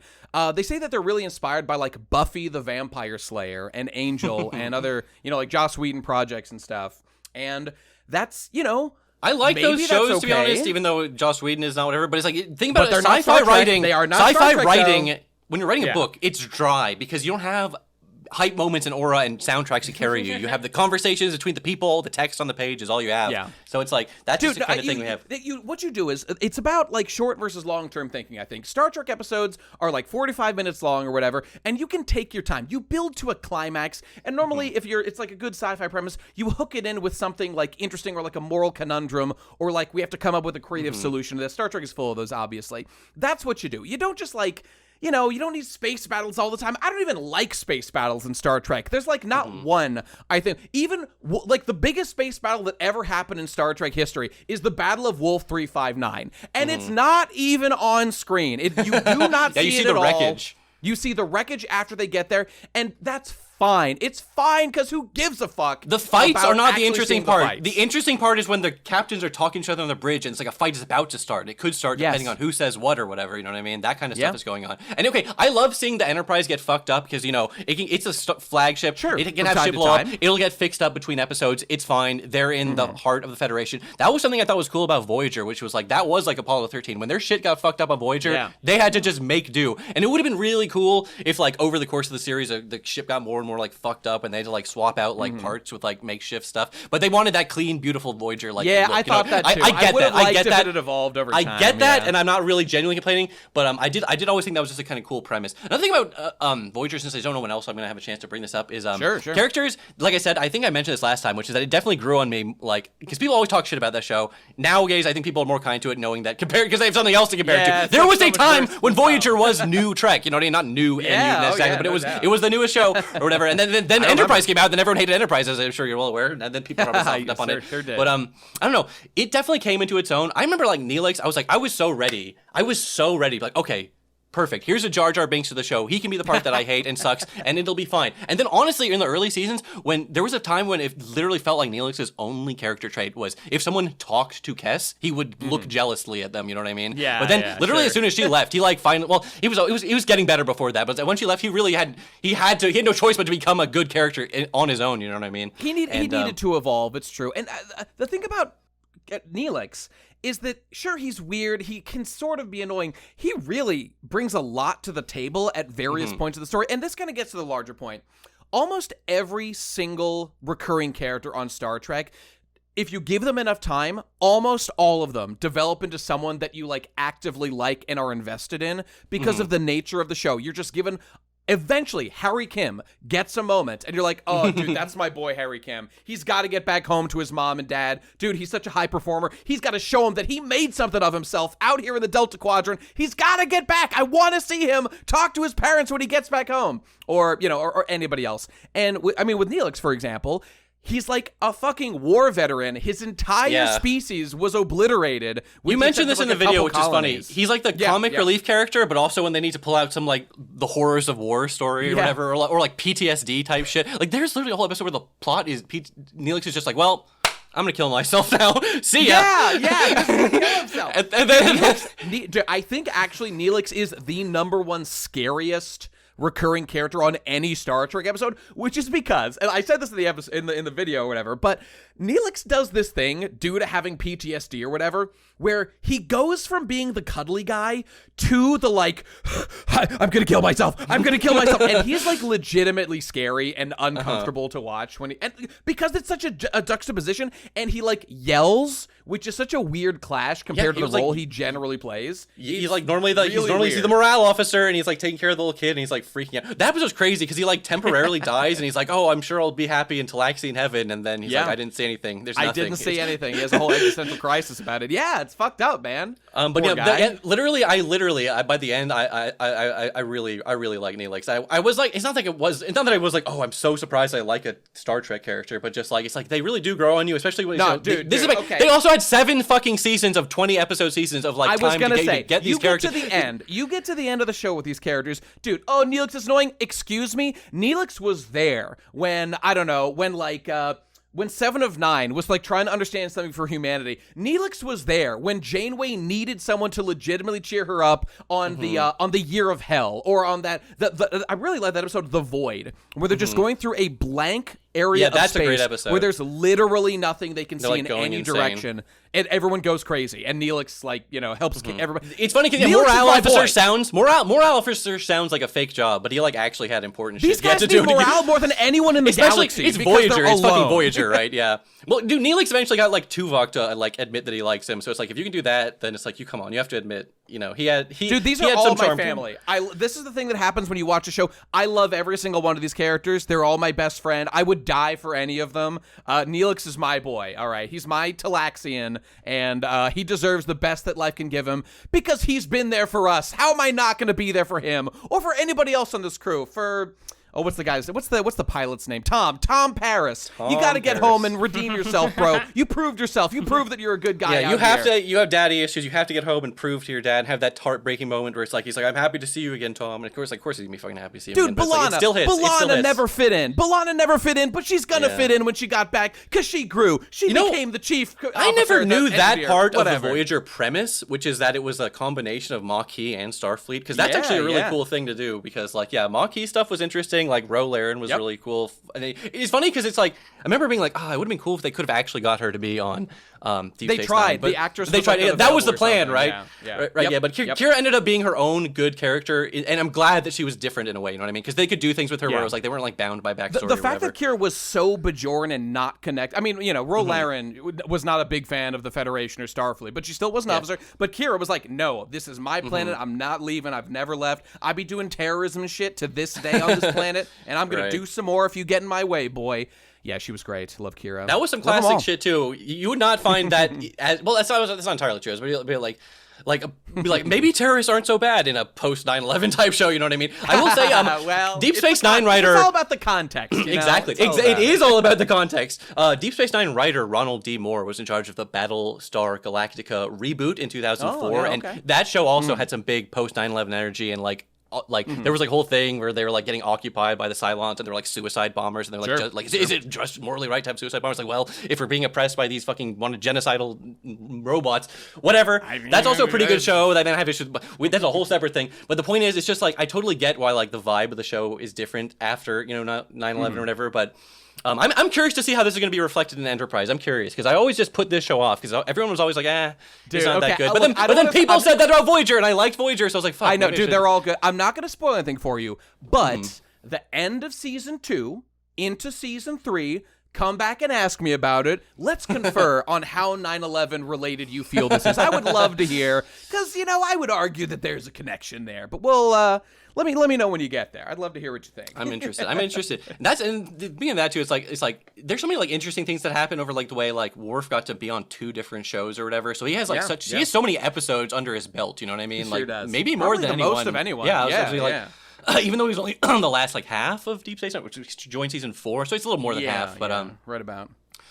I was also thinking it's crazy they had Jadzia Dax, the symbiote character, and then spoiler alert by the way. I guess we should have said spoilers. Spoilers. She fucking dies at the end of season 6. One of the worst deaths of all time. One of the lamest deaths of all time. She's just can you remind me? I don't even remember how she dies. She's just chilling in the Bajoran temple, and Gul Dukat shows up and uses his Kaioken Super Saiyan powers and like blasts her, and then she just dies. And then It sucks. It's not like a heroic sacrifice. It's just like she just gets got because the actress needed to leave the show. Probably wanted to leave or something. The actress needed to leave the show. It was some shit. And it's because for season 7, they have a new host for the Dax symbiote. Which again, if you're gonna have this symbiote character, the idea of changing hosts is cool, and I'm not at all opposed to that. Cool, it's just that the Ezri Dax only had one season, and like every time she had a spotlight, you don't really get to know her very it was just well, about oh, I'm not Jadzia. That was like the whole thing. I wish I could have been explored a little more. And Jadzia was married to Worf. That was Worf's This is what got me thinking about it. I was thinking about Worf had to suffer so much. He got all the way there. He married Jadzia, and then she fucking dies. And now she comes back as this other. How is he supposed to feel about that? It's like the most complicated shit of all time.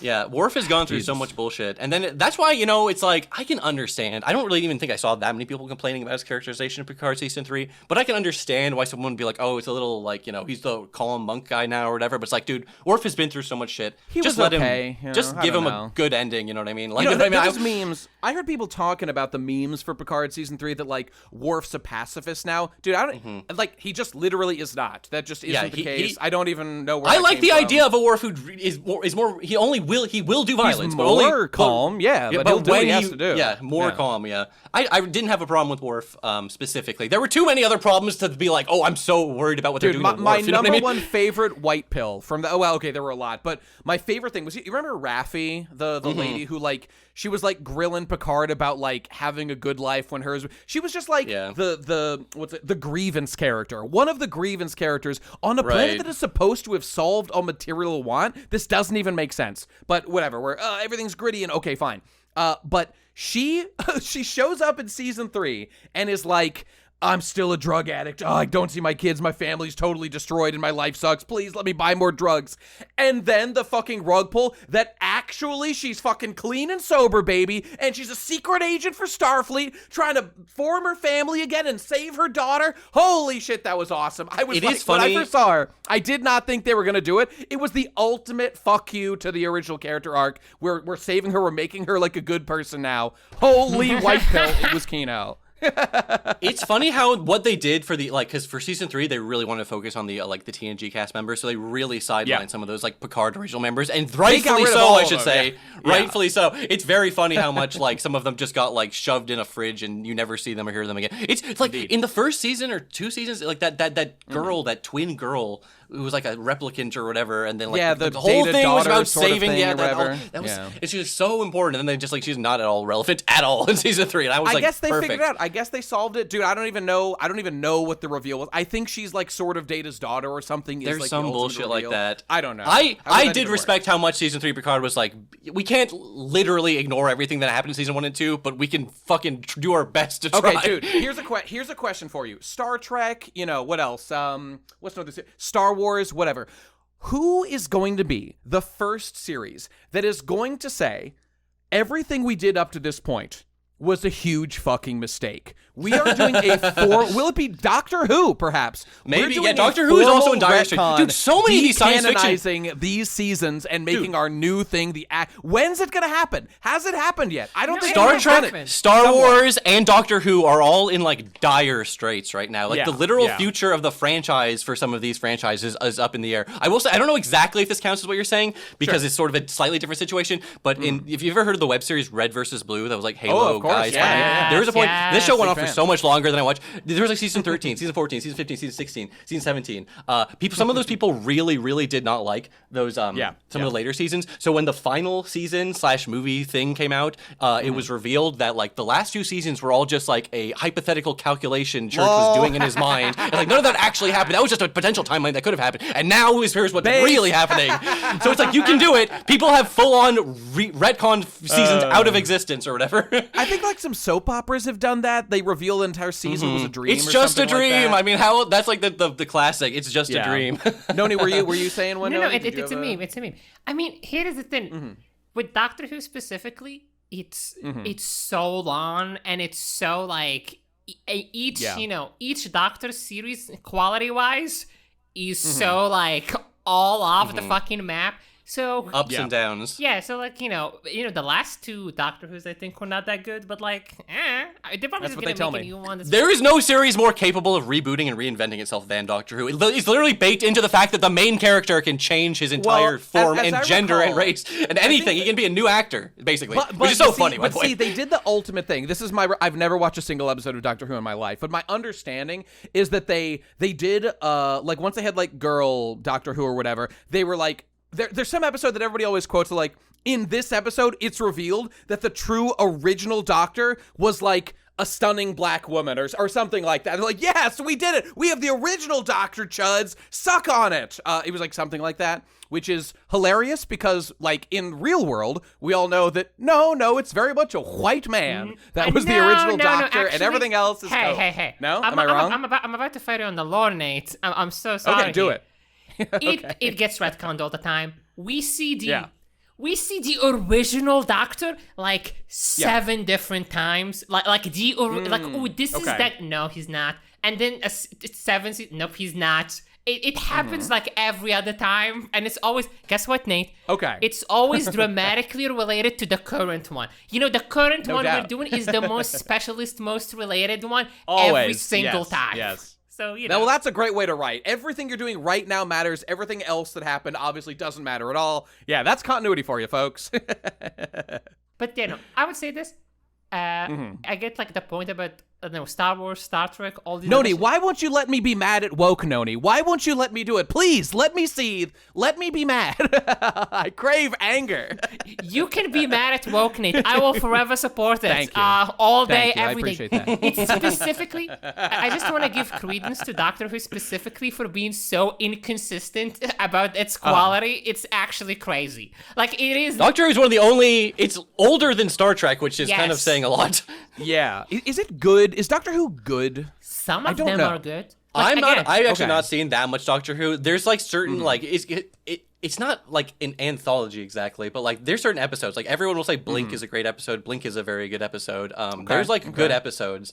I'm really not a Doctor Who fan, so I really couldn't give you like the verdict on it. But it's had good bits. It's also had some insanely bad bits. It's like Noni was saying, the quality very up, very down. When it's good, it's good. When it's bad, and it's also had a crazy history because I haven't even seen anything from like the pre-reboot of 2005. That was like the ninth That's Doctor. What really grew, I think. The ninth Doctor, and they've still been going and rebooting it or whatever. But apparently, again, I've only seen drama videos talking about it or like just I like to media bad video. Sometimes I can resist clicking Doctor Who's bad. Hell now. Yeah. Like it's in like they literally don't know the future of this franchise for Doctor Who. It's like I heard they've shut it down. They've like shuttered the operation now. I think multiple times. Okay, right. I mean, there was a huge period of time between the reboot in 2005 where it was just a quote-unquote dead franchise for like 20-something years, you know what I mean? Oh, so it's like, wow, that's even a long if it goes, time. Yeah, like it's not been technically active the whole time. And there were probably like Doctor Who books and shit coming out during that time period. Yeah, like it was on TV way back in the black and white days. Doctor, you know this, right? Everyone knows this, where Doctor Who is so old that there are like lost episodes because this is before nobody in the world had a VCR. Those didn't exist yet. And then the BBC, they're like, well, this tape is expensive. We just tape over the old episodes. Nobody wants to see those. No way! Oh, that's crazy. I think every episode exists in audio form, I think, because people could have recorded the audio. I think, and people have found a lot of those old lost episodes. Yeah. They might all be found I'm busting out my by now. Victrola. My Victrola's coming out and putting on the record. We've got Literally, the audio like here, folks. Just feed the audio into ChatGPT to generate visuals. Generate me, Grok, generate the missing episodes of Doctor Who for me. Noni, what do you say? The first episode, you have to understand, my first interactions with Doctor Who is The Adventures of Sarah Jane. What is that? One of the characters in that, because Doctor Who has existed for so long, they have usually a love interest or something, depends on which version. Yeah. One of them I think is Sarah Jane, and she like has her own spin-off show that like aired in fucking 2000s or something for like 3-4 seasons, which is the one I watched. I did not know who Doctor Who was. Like there was just a random episode where this dude shows up who can time travel, and she's like, "You're the Doctor," and I'm like a fucking 8-year-old, and I'm like, "Who? Literally who?" Who? Doctor Who. Title drop. He did the meme. And he's here's the talking thing. at the. I'm talking. Yes. And you want to know? The weird thing about it is like the last episode is like a weird radio show drama referencing the original ending of Sarah Jane's Adventures with Doctor Who from like the fucking 70s or 80s, which is like, again, as an 8-year-old, did not know what the fuck was going on about why is the last episode of this TV show like a weird radio show drama thing. It's because it's part of Doctor Who, which, by the way, started 63 to 89, stopped for like, I guess it's like 20 years or something? Yeah, 15 years, then restarted in 2005 with 892 episodes. God damn. With like literally like... They used to crank them out back in the day. I'm never getting into it. It's too much. I can't do it. Nobody who gets into it actually like starts with the original Doctor. They all start with the reboot. So it's like there's actually not as much as you'd think because British TV is weird because they would nowadays British TV, or at least for quite a while, they would do these really short seasons, like 6-episode seasons, and call them a series. But whatever. The point is, British people are stupid. Go to hell. We like so American sci-fi, like Star Trek. Very true. Based and gene pilled. But I Doctor Who really is like, that's a series that's like obsessed with its own crazy lore and mythology because it has so much of it.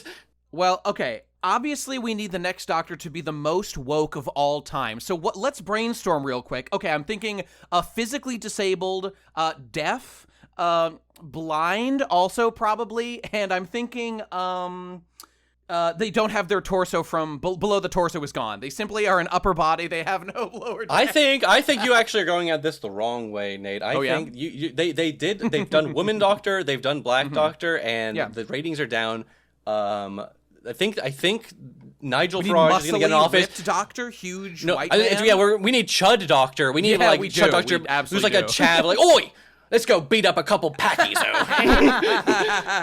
Dude, Henry Cavill Doctor. Can we get a Henry Cavill Doctor Who in there, please? I think it's time. I think we need that. Henry Cavill, get an American to be Doctor Who. That'd be so funny. Dude, he's British. What are you talking about? Oh, he's British. Oh my God. He's definitely like. I know he's Superman. He shouldn't have been allowed to play Superman then. It's the same way. I agree. That was the travesty, right? People get weird about this. I actually don't really give a shit. But the only thing I know people get weird about this is James Bond. People go insane if you say like someone who's not British should play James Bond, which is like, they should just do a damn accent. Who gives a shit? Dude, British, are they even capable of producing a James Bond in this day and age? I mean, maybe. I don't know. They're proud of their James Bond. I get it. It's their cultural identity. It's stuff. 007. Yeah. He's the guy. I always pitch this joke like in real life, like they should do a James Bond like 007, but it's realistic. So he just spends the whole movie sweeping up for like British elite pedophiles. Based alert! I mean, that's got to be what the real MI6 spends 90% of its time doing.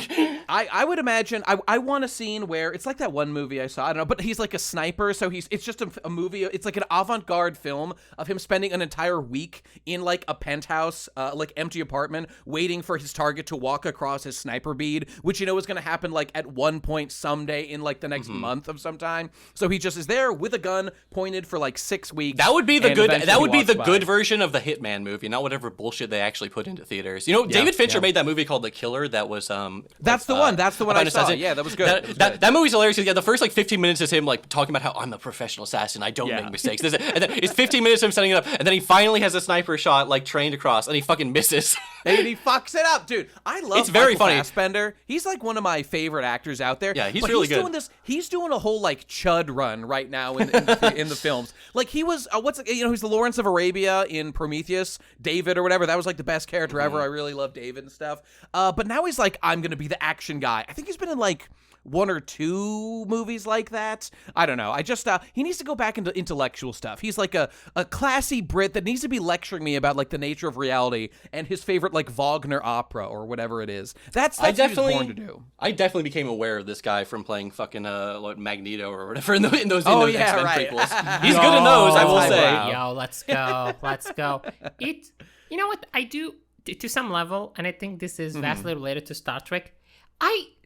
I'm not old enough, nor do I give enough of a shit to like consume all media in existence. Because again, my Doctor Who's perspective is colored by like the stuff I've seen of it, which I'm like all over the fucking place. And from what everybody's saying is like, yeah, no, when you get down to it, it really is all over the place. But like, is there like a franchise that was like, hey, we started like a fucking almost 100 years ago or something, and we just been consistent. and it's not How about like Superman or Batman? Popeye, kind of like that, right? No, you're right. Popeye, Comic book crap. Well, it depends on what you mean by like consistent. I mean, because it's there's good. obviously been ups and downs. Yeah. As in, it comes out and it's like as it comes out and it's people like it. You know what I mean? People don't like. Yeah. Holy shit! It's so Jover. You know what I mean? Sure. I mean, I don't think anything like that exists. I don't think. That's what I mean too, where it's like Star Trek is supposed to be that. Star Trek is this deep running franchise, but it's like, I don't even know how much of a quote unquote doomer I should be about this, but it's like young people, to my understanding, basically don't care about Star Trek, and why should they? There's never been good Star Trek in their lifetime. You know what I mean? I was just gonna say, I think that we have to learn to let things go. I think it might be over for Star Trek. The new Red Letter Media guys, they released, by the way, they totally ripped me off. They released their Star Trek video the same day I released my Star Trek video. Rich, Mike, you owe me royalties or something.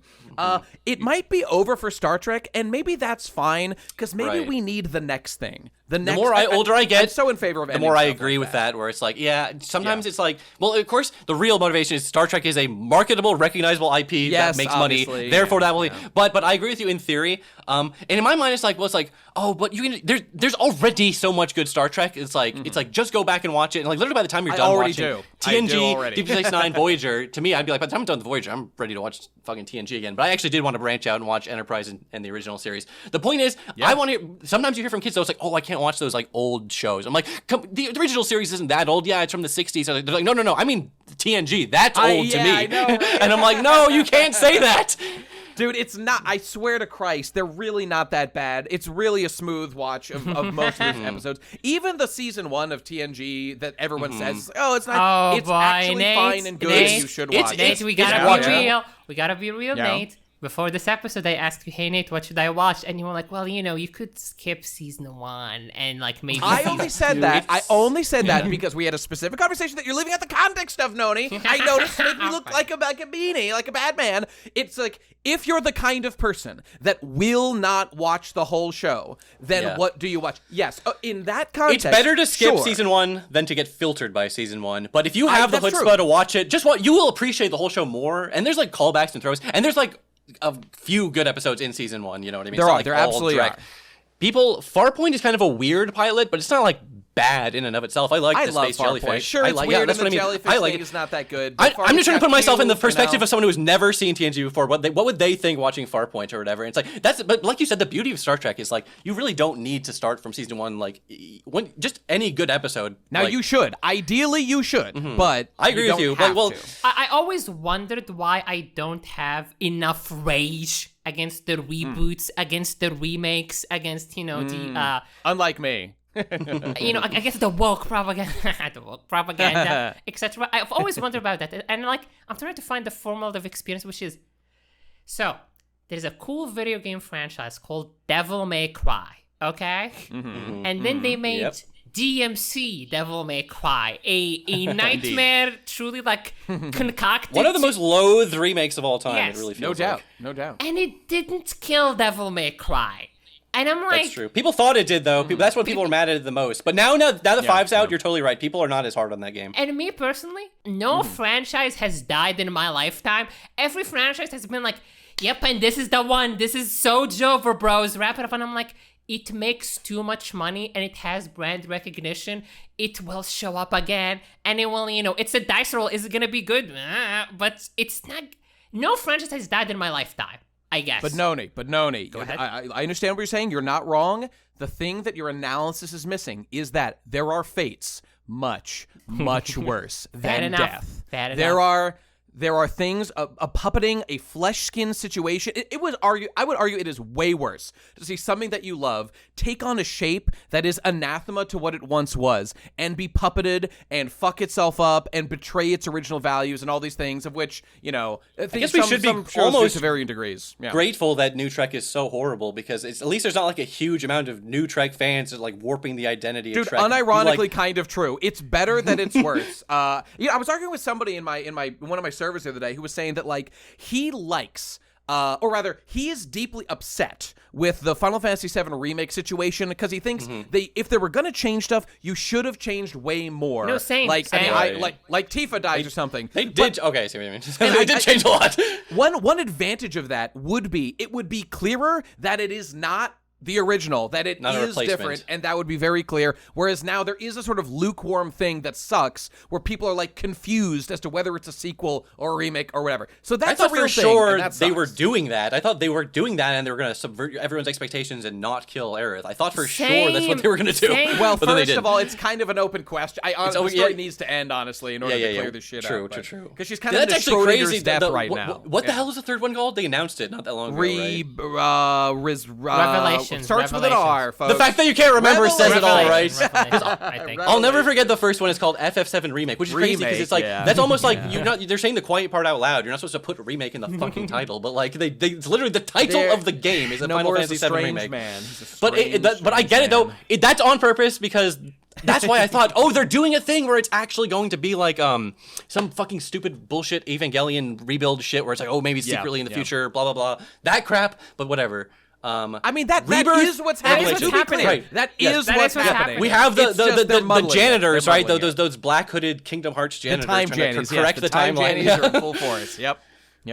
It's just that everybody then they play the you're second right. one. We have to see how what happens in the third one before we make a conclusive. I mean, you can feel however you want about these games. I'm just saying there might be some of us out here that have some pretty good theories about where things are going, and they might put them into a video one of these days. One of these days. Where Destiny takes us, won't we, folks? But it's coming like spring of next year, they say. So yeah, it's not that fucking long launched. until, that's what made me. That's what I was like. It's like it's actually happening. I mean, you're like, damn, the third one is actually happening. In my mind, the idea is like, oh, someday I'll play them all back to back. It'll be so epic, and it'll be like pretty soon. But now it's like pretty soon, yeah. And isn't it great, folks, that we spent literal decades of our lives remaking one game instead of making Final Fantasy Splitting it into 17, 3 18, parts. 19, whatever, man. Splitting into 3 parts just feels so like, the classic thing where they're like, oh, the last Harry Potter movie has to be 2 movies. The last, like, that was just the thing. Always split everything. And it's just because they want more money, but it's like. Of course. FF7 in particular just feels so funny that they're milking. And I hate when people are like, well, the original game was 3 discs. The original game was 3 fucking discs because of the FMVs. If you took all the FMVs out, the whole game could fit on 1 disc. It is 100% because of the FMVs. I don't want to hear it. Shut up. I mean, I can't believe people actually made that argument to me. I know, it's insane. But they did. And those people also probably think that like 1/3 of the game takes place on disc 1, 1/3 of the game takes place on disc 2. That's not how it works at all either, by the way. Disc 3 is basically just the end game situation. Whatever. This is so like. I don't even know why this is getting me heated. These people are beneath contempt. They're beneath our consideration. They're not serious people, and they will be purged when the internet geniuses seize control formally. It's going to be over for you, 3-disc truthers. You will not be welcome in. FF7's kind of crazy because the disparity between the graphics between the remakes of like the hyper realistic Unity engine, like you can see every follicle on hair on Cloud's face versus the origami character models of the original. Like, that's a perfect example of why Zoomers are like, I can't play the original. It looks too old. It's too shitty. But it's like, first of all, you can't even appreciate the remakes if you haven't played the original. Like, you don't even know what you're looking at, okay? You're like a dog looking at colors on a screen. Give me a gun and 1 bullet and put me in a room with Adolf Hitler and a Zoomer that likes the remakes, and I will kill myself because I have to put up with being in the same room as this Zoomer. Damn it! That's what I would say. Just try and like line yourself up so the bullet goes through your head, then through the kid's head, and then through Hitler's head. If we could all line ourselves up, that sounds good. But still, get Schrodinger's internet genius Adolf Hitler status yet undetermined. We're still working on it. Our scientists are crunching the numbers right now. We need a bigger caliber coming bullet. up with it. We need to do we're working more on moral giant calculus, abacus. for sure. I need to bust out the T183 scientific calculator to get to the bottom of this one. But tragically, they've all been lost in that tragic accident. As a literal villain with no conscience, no emotions, no soul. Yeah. I am like so interested in the like aspect of it of like, is all of what's happening the result of, the birth of the franchise, the birth of like, this infinite cycle of like, we're just gonna make the same thing but different every like decade or so? Because this is like, God, like again, I don't know. think of it this way. Relatively speaking, in human history, TV shows and movies and entertainment in general on this fucking scale, like planetary, is like relatively pretty new. Like, absolutely. I mean, they've been retelling, things like the Odyssey or whatever has been retold for a couple of thousand years. Basic stories, structures, this is a new repeating. Thing. the way it's intersected with our digital media age and stuff, that's obviously new. And exactly. crazy. I was gonna say, dude, if you were like 50 or 60, or imagine being William Shatner like aged, and that guy was like 60 years old when they invented the concept of like video games. You know what I mean? know. Like, he got to experience. People got to experience the birth of video game existing as a medium. And yes, they had to live through all the dog shit like Atari crap, but like they got to eventually experience all the good video games. It's like, where is our new medium that we get to live through? Is it like TikTok AI slop crap? Taps the chart, taps the Mickle chart. We've reached the top of the Mickle chart. I here, guess folks. so. I was like, the closest you could get is someone saying VR stuff, and VR is cool in a way. I'm not like a complete VR hater, but like it's not like the same thing as like a new medium. We need some Ghost in the Shell, straight up plug your consciousness into the machine. Otherwise, it's all going to be some sort of fake, like, oh, I've got the visor on and I'm looking at the screen and pointing my gun. I don't know. I mean, they're going there. I don't know if they'll reach it within our lifetimes, but they're fucking going there. Yeah, they're going there. They're going there. I do not want to be on that first wave of like the first, what was like a Deus Ex or whatever. It was like the first wave of the brain chips is like, that seems like it'd be risky hardware to have installed. Someone has to be that kind of pioneer. I mean, obviously we're going to torture a jillion fucking monkeys before we do that. But like, it's like the same thing too, where it's like in Deus Ex where it's like the mechanical augmented people are like, oh, they got augmented too early. They couldn't get the nanotech, you know what I mean? I'm waiting out for that nanotech. Well, I'm going to be dead before that's ready, obviously, but we didn't figure out that if this chip stays in your brain for more than like 2 years, it's gonna corrode it and make you fucking explode or something. I want somebody to do the beta tester first. Yeah, whenever something's new, we'll never know like the long term. This is what people were saying when fucking vapes were new. They're like, dude, this shit's gonna give you like popcorn lungs or whatever. You know what I mean? Like people say this is better than smoking, but we don't even know because we haven't had the time to do the long term effects I don't stunts. want to roll the dice on that personally. Not for me. Not for me. Thanks. My body is a temple, and I treat it with respect. That's why I sit in front of TV and watch Star Trek all day. Yeah, that's a far better use of your time. I remember this moment of like just playing like old people living through shit and just like playing like a video game when I was a kid, on the TV, and like my dad passed and it's like a fucking old dude. It's like, oh, what's like that on screen? And I like click it, show him the model. It's like, oh, that's like a gun. And I'm like, that's a gun. It's like, oh, can you like rotate it? And I rotate the gun, and he can see, like, the grooves, and, like, and he's like, holy shit. And it's like, oh, this is not a real gun. You're not watching a movie. And I was like, no, this is a video game. He's like, oh. And I could feel him be like, time has passed, It's... Yeah. It is... Dude, it's like that meme video of that dude, that older guy, looking at that, like, spool of wire that's talking to his wife that is like, I bought this wire when I was, like, 20 years old, and I thought, I'm only gonna need this one spool of wire for my entire life, and now here I am, 40 years later, a father, a job, whatever, and I'm running at the end of the spool. The spool is like my life.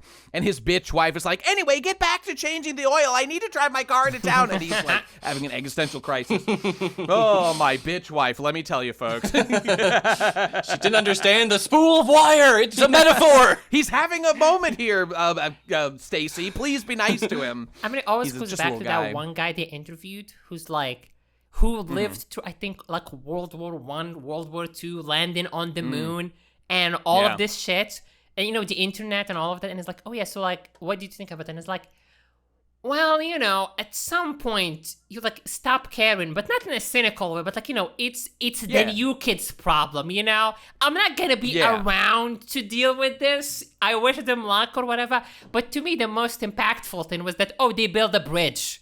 They built a bridge like across the town. Now I can get like to my place faster. Dude, like, that's adorable. There's something lovely about that. How like down to earth that is. The technology we have is cool and stuff, but like obviously the downside of all of this is how like detached we are from our environment and even from the people who we live around and stuff, which my sort of thesis statement on all of this stuff is that like I think it's really healthy for things to live and then die, like a series like Star Trek, like a fucking individual video game and stuff. And this like obsession that we have about keeping everything we love around forever. Not just like visiting the grave or re-experiencing it as it was, reading a book that you love, but like, no, we need a new book. We need Harry Potter 8, 9, 10, whatever, forever. The story cannot be over.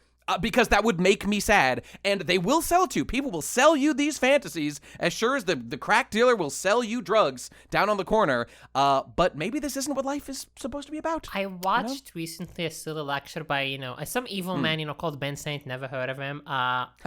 No relation. No friend of this show, let me tell you. And he was talking about Bubsy. you know? And he was like, yeah, so, you know, they made the first game. It was kind of, you know, popular, you know, it sold well. And then they made the second one and then the third one. And I'm not sure why. Yeah, so like last year they announced PUBG 4G, like fucking. Yeah, they made another PUBG. Well, they in quotation marks. It's a different studio just took the IP, made a game. They basically put a PUBG skin over a different kind of game. Yeah, a different kind of game, which was a good game, by the way. The Fabraz people or whatever. Like, they're not even like they make bad games, but it's just like this is just like there was something like weirdly like cynical or corporate about it. Even though honestly, it's like they tried to put in earnest PUBG references. It's not like they were doing it as a complete cash grab. The people who made it tried to make a good game and shit like that. Like there was like, oh, like because Ben was talking about it, it's like, oh yeah, so like you see this character only showed up in the concept art for this old game, and now in PUBG, fucking 35 years later, this character is here now. I can respect the way this is a bad thing in the not just because there's more PUBG, but because like think of how hard it is to get any original IP or concept or show pitch. Like even guys who may have made like successful shows for Cartoon Network will go and try and pitch them a new show, and they're like, I don't know, well, I'd rather just do a remake of something. You know what I mean? So it's like even Bubsy is up here taking up the resurrected corpse of Bubsy is taking up like is being Weekend at Bernie's into taking up shelf space. You know what I mean? It's like how is there ever going to be anything new in culture if we're resurrecting fucking Bubsy? You know what I mean? Remember Samurai Jack? Samurai Jack, of lads? course. That was one of the things when I was a kid, like that, you know, had an ambiguous ending. Damn, are we ever gonna get it? Guess no, franchise is dead. And then I'm literally was a literal child, you know, suddenly in university. It's like, oh yeah, they're finishing Samurai Jack now. And I'm like, what? Yeah. Okay. You know, so we're back. There are two camps here. There was one where it's like a story that was literally meant to be finished, it just never got a chance to. That's not an insane thing to like Twin Peaks with our boy Lynch got to finish Twin Peaks like 20 years later. It was like one of the last things he made before he died. That was insane. That at the end of season 2, he's like, "I'll see you in 25 years." And then 25 years later, he actually made another season. Unbelievable Kino. Okay, that was like the best thing ever. Which, by the way, I haven't even finished. I gotta finish that sometime. But I just, you know, what an amazing guy. Love David Lynch. What a hero. But then there's the like cynical, really it's often just like a boardroom that's like, so our company owns the IP to fucking Cat Dog. It's time for the Cat Dog revival, folks. It's time for the Cat Dog revival. Love Cat Dog. They crave more of it. Ever since Ben Saint did that lecture for Cat Dog, in the Radcon OVA, Cat Dog, it's time to bring back Cat Dog. It has to happen. No, it just, I think a lot of like these things, because it's all new and stuff, because here's the thing I'm like stupidly too familiar fucking with. They actually grew up with Ben 10 of all things, and I'm like, yeah, sure. People love Ben 10. Yeah, Ben 10 has like 4 separate shows. They all had continuity. Then they made like you know a kids show again, like a shitty reboot I've never watched, and I'm like, okay. And then you know it was canned because it didn't hit. It didn't hit for the new people. And I'm like, oh, Ben 10 is so over. And then like fucking 8 years later, they're like, no, we're making a grittier comic, and we might make another TV show again. And I'm like, nothing can die. Nothing can die, I guess. I'm not that surprised, because Ben 10 was a more popular one. Another one that will never be allowed to let die is Avatar: The Last Airbender. We have to do live-action movies, live-action Netflix shows, do a sequel movie that just came out recently. I don't know. I don't know. And again, that new movie that animated came out, apparently there was a whole drama or like leaks or whatever, but like apparently it's a good movie. Like I'm not even saying like, oh, it's a bad movie. I'm just saying like, damn.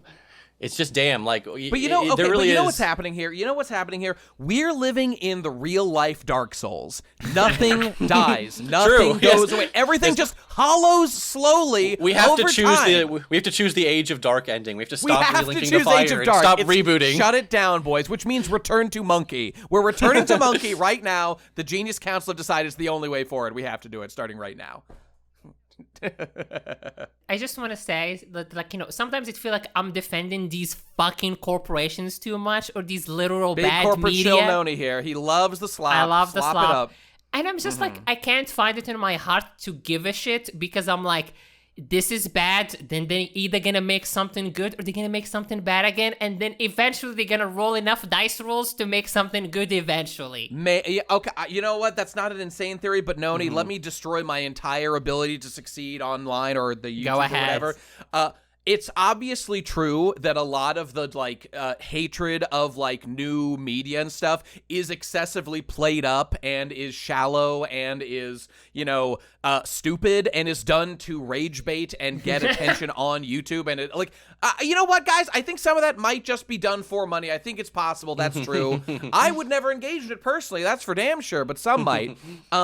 However, like, if we simply abandon the field and say, like, make whatever slop you want, no one's even going to say that it's bad, just consume it. If you, unfortunately, like, yes, the slop, including on YouTube, the slop pervades. We're all living in it right now. Slop City is where we reside in at this very moment, in time and space, in reality, in our society. The YouTube is slop. The shows are slop because everything is this weird, like, we're trying to scrape by and survive. The companies feel that they have to milk the IPs. And by the way, it's not even necessarily about surviving or dying. It's that it's the easiest path. It is the path of least resistance. It has been proven to work. The number crunchers, the bean counters know a reboot. It's just statistically more likely. And then, and the fact, this is what happens with AAA game studios now, which is like, they're not willing to take, you know how much it costs to make a AAA game? They're not willing to take the risk on a brand new IP when it's like any level of being a part of an existing franchise is going to be so much more of a, not even a guarantee of a return on investment, but just like, it's just a safer bet, and they always go with the safer bet. They want the safer bet. That's what it is, yeah. I do agree that Noni is right in a sense where it's like the actual correct choice is to not care. It's to not like that is seething meltdowns every time there's a shitty remake, because we live in shitty remake society. You know what I mean? But like, I agree with you also at the same time, Nate, where it's like, we can't just, you know, be like, oh, you know, it doesn't matter that everything is slop. It's tough. It's a tough place. You should rage against the machine until that's it. You just have to, because somebody has to, you know? Yeah, yeah. And really, it's just, unfortunately, this is a fundamental issue with mankind itself, which is why we, the geniuses, must be put in control of everyone's individual life choices and the entertainment they choose to watch. I must personally decide for you what you may and may not watch and what is acceptable to create, which is why it really all comes back to my strongman Nate of history theory. We have to institute whatever it was, that thing that I had to name for. Someone in the comments remind me. But that thing where you're not allowed to make more of a story after 5 years at the point of a gun. I come to your house and kill you if you think of adding a new sequel to your story after like 5 years. Unless you submit in writing a proposal, you're David Lynch, and you're like, this is my genius plan. Nate, please approve. And I'm like, you know, David Lynch, you know, kid, I think you're all right. I think you're going to be all right, kid. And I approve. He's allowed to do it. Everyone else, not allowed. But you know what will solve this? Luxury, space, communism, baby. When we solve one, the companies will no longer care about producing slop if there is no money. Please, Roddenberry, take me to the infinite energy matrix. Take me to the fusion reactor future where I don't have to sit through this slop. I hate these goddamn commies so much. But please, they're at least right about... Karl Marx, you gotta give it to him. He was right about some things about human nature. The people love their slop, and we've got to do... Please let me escape the slop factory. I don't know how, but I'm praying every day that I do. Someone has to steer us away from... Okay, think about it. Okay, we need a captain of a starship. Do you think if every time there was a dilemma on the bridge, Jean-Luc Picard's like, okay, let's poll everyone and we'll all take a vote on what we should do next? No! We need someone to decide what is the correct choice of option and then do that. It is a weird paradox because like it all comes back to AAA games cost so much fucking money, like godly amounts of manpower and just stuff. Like, we're saying this on the eve of GTA 6 is about to fucking come out. Did we invent all this technology so we would get less games that take longer to make and cost infinitely more money? I thought it was supposed to be the opposite. I thought we were arriving in the promised land where we'd get a new Final Fantasy every 6 months because we have infinite more ability to do so. But it's the opposite. Free me, God, please. What is it? Ares, my soul is yours. If you free me from the sloppy existence I've been forced into, I want the Kino back. Please, where is it gone? Save me from this capitalism hell I live in. I'm joining the Soviet army right now. I'm killing my landlord on the spot. I have to do it. I can't remember if I made this exact same joke before or under some different circumstances, or I'm just misremembering it, but because this is something I heard and I still stuck with me, which is back in my day, on the PlayStation 2, 2, we had 3 Grand Theft Autos for our PlayStation, okay? We had GTA 3, we had Vice City, we had San Andreas. These kids today, they got 3 PlayStations for their Grand Theft Auto, because GTA 5 came out on PS3, and then GTA 5 came out again on PS4, and then GTA 5, another edition, came out again on fucking PS5. And you know what? And they say, thank you, sir, may I have another? Do you see why we're so cynical about literally everything? We only got 1 GTA in our lifetime. 1, exactly. Now it's finally happening. And this game is, I'm not even fully keen on this whole discourse or whatever, but it's like Netflix is partnering with them to have an exclusive first extended trailer look. It's like subscribe to Netflix so you can watch the GTA 6 trailer. It's like that's where society is at. Pay to watch the trailer. It literally caused the bump in their profit. Like visibly, you can see the money like go up. It's actually that's what I was trying to explain. GTA 6 is just a behemoth. It is the personification. It's not even AAA. This is like quadruple A game. This is genuinely the first real quadruple A game. This is the quadruple A game. This is the S game, the S tier game above all the AAAs. And we're not current projections. We're not going to see GTA 7 or whatever until like 2098. You know what I mean? So it's like enjoy this one. It's the last video. This is the last video game as far as I'm concerned. This is the last video game. Everything else was just video game empire crumbling down, and we all just take our little indie games that we like and hide in caves. How long can it go on? I remember a question posed in this podcast by you, Nate, about like, you know, they should use the resources more to like make, you know, double A games or, you know, indie games more, you know, and just like, you know, focus on quality, become masters at their craft, all of that. And I did research on that. And like, you know, there's a bunch of videos. I recommend people to like look into this subject. And when it comes down to, in no an ironic terms is this, they could do this, Nate.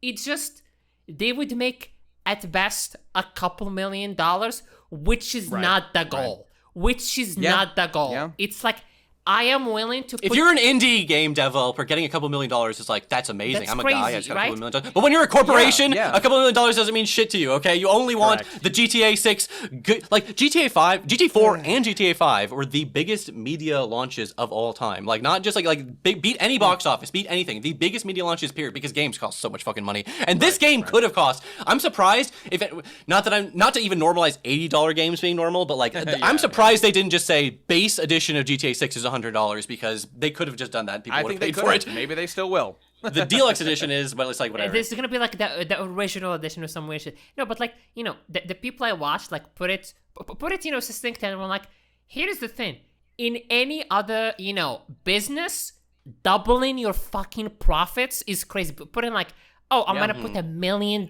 into creating some fucking based indie game, and that game will make $3 million. And any business, like Triple Xing is crazy, you know what I mean? But yeah, like, no doubt. In video games specifically, it's like, nah, dude, they're willing to put $300 million because they don't want, you know, $1 million. They want $1 billion. They all have dollar signs in their eyeballs. They all saw live service things happening. They see GTA Online. They see Overwatch. Fortnite, and they're like, we need a piece of that pie. Do they see Overwatch? Is Overwatch even there anymore? But for a while, it was the thing they were trying to rip off for a long time, for sure. It was the thing to rip off for quite a while. I love money. I love making money. I love doing things that are profitable. But man, we've got ourselves in like this capitalism chokehold. We've got ourselves in this like this corporatist miasma of like Hollywood the has only this thing problem we care too, about is making the slightly more money than we would have made in another way. This is something I would really like to change so that we can have like humanity, like making cool That's the things nice and thing about Star Trek evolving, Future. You know? The idea that they're all really earnestly just interested in art and making cool art and good art and like going, and even on the Enterprise, they're like going to like plays and stuff and like, you know, and then Data's like, oh, why I don't think we should That's clap your for life. Barkley. It wasn't a very good performance. Out of the rat race. Once the rat race has ended, everyone's forced to be like, so what does matter to me in my life? What is important about life? Now, we still live in a world. Not me. I'm that guy from season 1 of TNG. I need to call. Where are my stocks? What are my stocks doing? There is no spirit in it because the way I see it, I'm like, yeah, if you invest $300 million into indie games, you might get, who knows, maybe 50 good indie games, maybe 100 if you like, you know, they're like. Think about the immeasurable good that the art would do for the world, like 50 Undertales, 50 whatever, 50 just things that inspire people. But you know what? I mean? To take this to an unfortunate place, it also does lead me to a further conclusion that maybe art is ultimately totally pointless and useless, all of it, and none of it makes any difference whatsoever. Maybe that's where this is all going. Oh, so we have 10 more Undertales. and so I'm entertained slightly more before I die. Has the Pope been convinced by Undertale to, open the secret Vatican files and unleash the aliens to bring us into getting that copy of release the Undertale Vulcans? killed him. When's it happening, guys? I just don't know. These are the questions that I think about late at night. And how many Undertales does it take to save humanity, to evolve us to the future? At least a couple more. But hopefully soon. I would rather have 50 more Undertales than one Concords. Of course, yes. Okay, when you put it in those terms, yes, obviously true. And hey, don't get comfy at home, all you commie listeners, which I know I have many of. You're still going straight to the gulag once I seize power. Okay, none of this nonsense. And guys, once I'm in control, okay, then we can all be equal, with me as the most equal. That's the system that we're trying to get to here on Internet Genius. So that's where we will be eventually. We're not advocating against capitalism. We're advocating against capitalism that doesn't benefit us right now, which you can benefit us by going to patreon.com/internetgenius. Internet Genius, so true, Noni. You've done it once again, buddy. Yes, guys, bonus episodes. Go give us lots of money on there. Hey, we need your stuff. And by the way, it's time to wrap up, okay? We've hit our time limit. It's time to stop. One last thing to say. Hey, guys, email us at internetgeniussubmissions@gmail.com. Links in the description. Give us any funny videos or theoretically audio. Keep it under a minute. Images, if you have artwork or whatever, send it to us there. We'll talk about it. And by the way, I do want to shout out one little thing that I have about this. So just today, nobody sent in anything, but I saw a comment from a dude named, I've got it here somewhere. A dude named Rocky the Robot Guy 4134. Go press W. Go reply and hit W to this guy on the Jack is Boy episode. So he said, I want to make fan art of BROODMARY from the T-BAP episode. Nate, please tell me the colors of BROODMARY. So I responded to him. I was like, yeah, this. I ended up making a full character sheet for BROODMARY. So I'm going to share that with everyone here right now on the show. Bear with me 1 second. Okay, here she is, everybody. Take a look. There she is. So this is BROODMARY. Holy shit. I couldn't stop myself. In fact, let me show you first. This is what I did first. It's an insane image. I couldn't stop myself. Babies, I guess, as the cutie mark is again. I haven't worked out all the colors yet. Okay, look at this. This is the original version of BROODMARY, and I was like, you know what? Let's add a couple things to it. And so I produced this version 3. So she's constantly, she's a broodmare. She's from the Brood clan in Napone. She only speaks Japanese. This is Keg's wife. He loves that he can't understand her at all. It's perfect. She has the slightly curved Asian pony horn from the the Napone unicorns we see. She constantly is carrying around a positive pregnancy test because she's always pregnant 24/7. She's always covered in babies that are rolling around on her back in combinations of, Keg colors, her colors, maybe some other ones randomly because they're all candy colored kooky pony guys. And she's got some sort of cutie mark that's a bunch of babies in like a cluster. And she's got hair with stripes in it. Pregnancy test could have been a good cutie mark, but the fact she's just carrying it constantly is kind of funny in its own way. You know what? I'm actually open to that. Maybe the pregnancy test would be a better cutie mark as well. That actually might be. I'm open to both. Babies, I guess, is also funny though. This is what I mean. It's funny as it is. I'm not trying to put a hat on a hat here, but I thought of the same. You know what? All right, I'll let the people decide. Guys, give us your artwork of BROODMARY. Send it to the email, okay? Let's see what we're cooking up here. The T-BAP lore needs to expand. This is her. Name one other podcast in 2026 that's getting you original pony sonas. You can't. Nobody's doing it like Internet Genius out here, folks. Nobody's bringing T-BAP so back in the big 2026. I can't believe it. Wow, what a great show. This is like some Doctor Who shit where you're bringing up ancient lore. Fanficking my own wife, Pony Sona. It's just the best thing. And she's covered in babies, folks, 24/7. Now, one day I'll have to do like younger Mary before she met Keg, before she was absolutely covered in babies, when she was like, maybe she was like a gyaru. She had like curled hair and she was like tan and was she like could have been like a goth, and then she would have been Blood Mary, but then it would have been spelled the same because Japanese people don't know the difference. That's her estranged sister, BloodMary, the evil one, the evil sister of BROODMARY.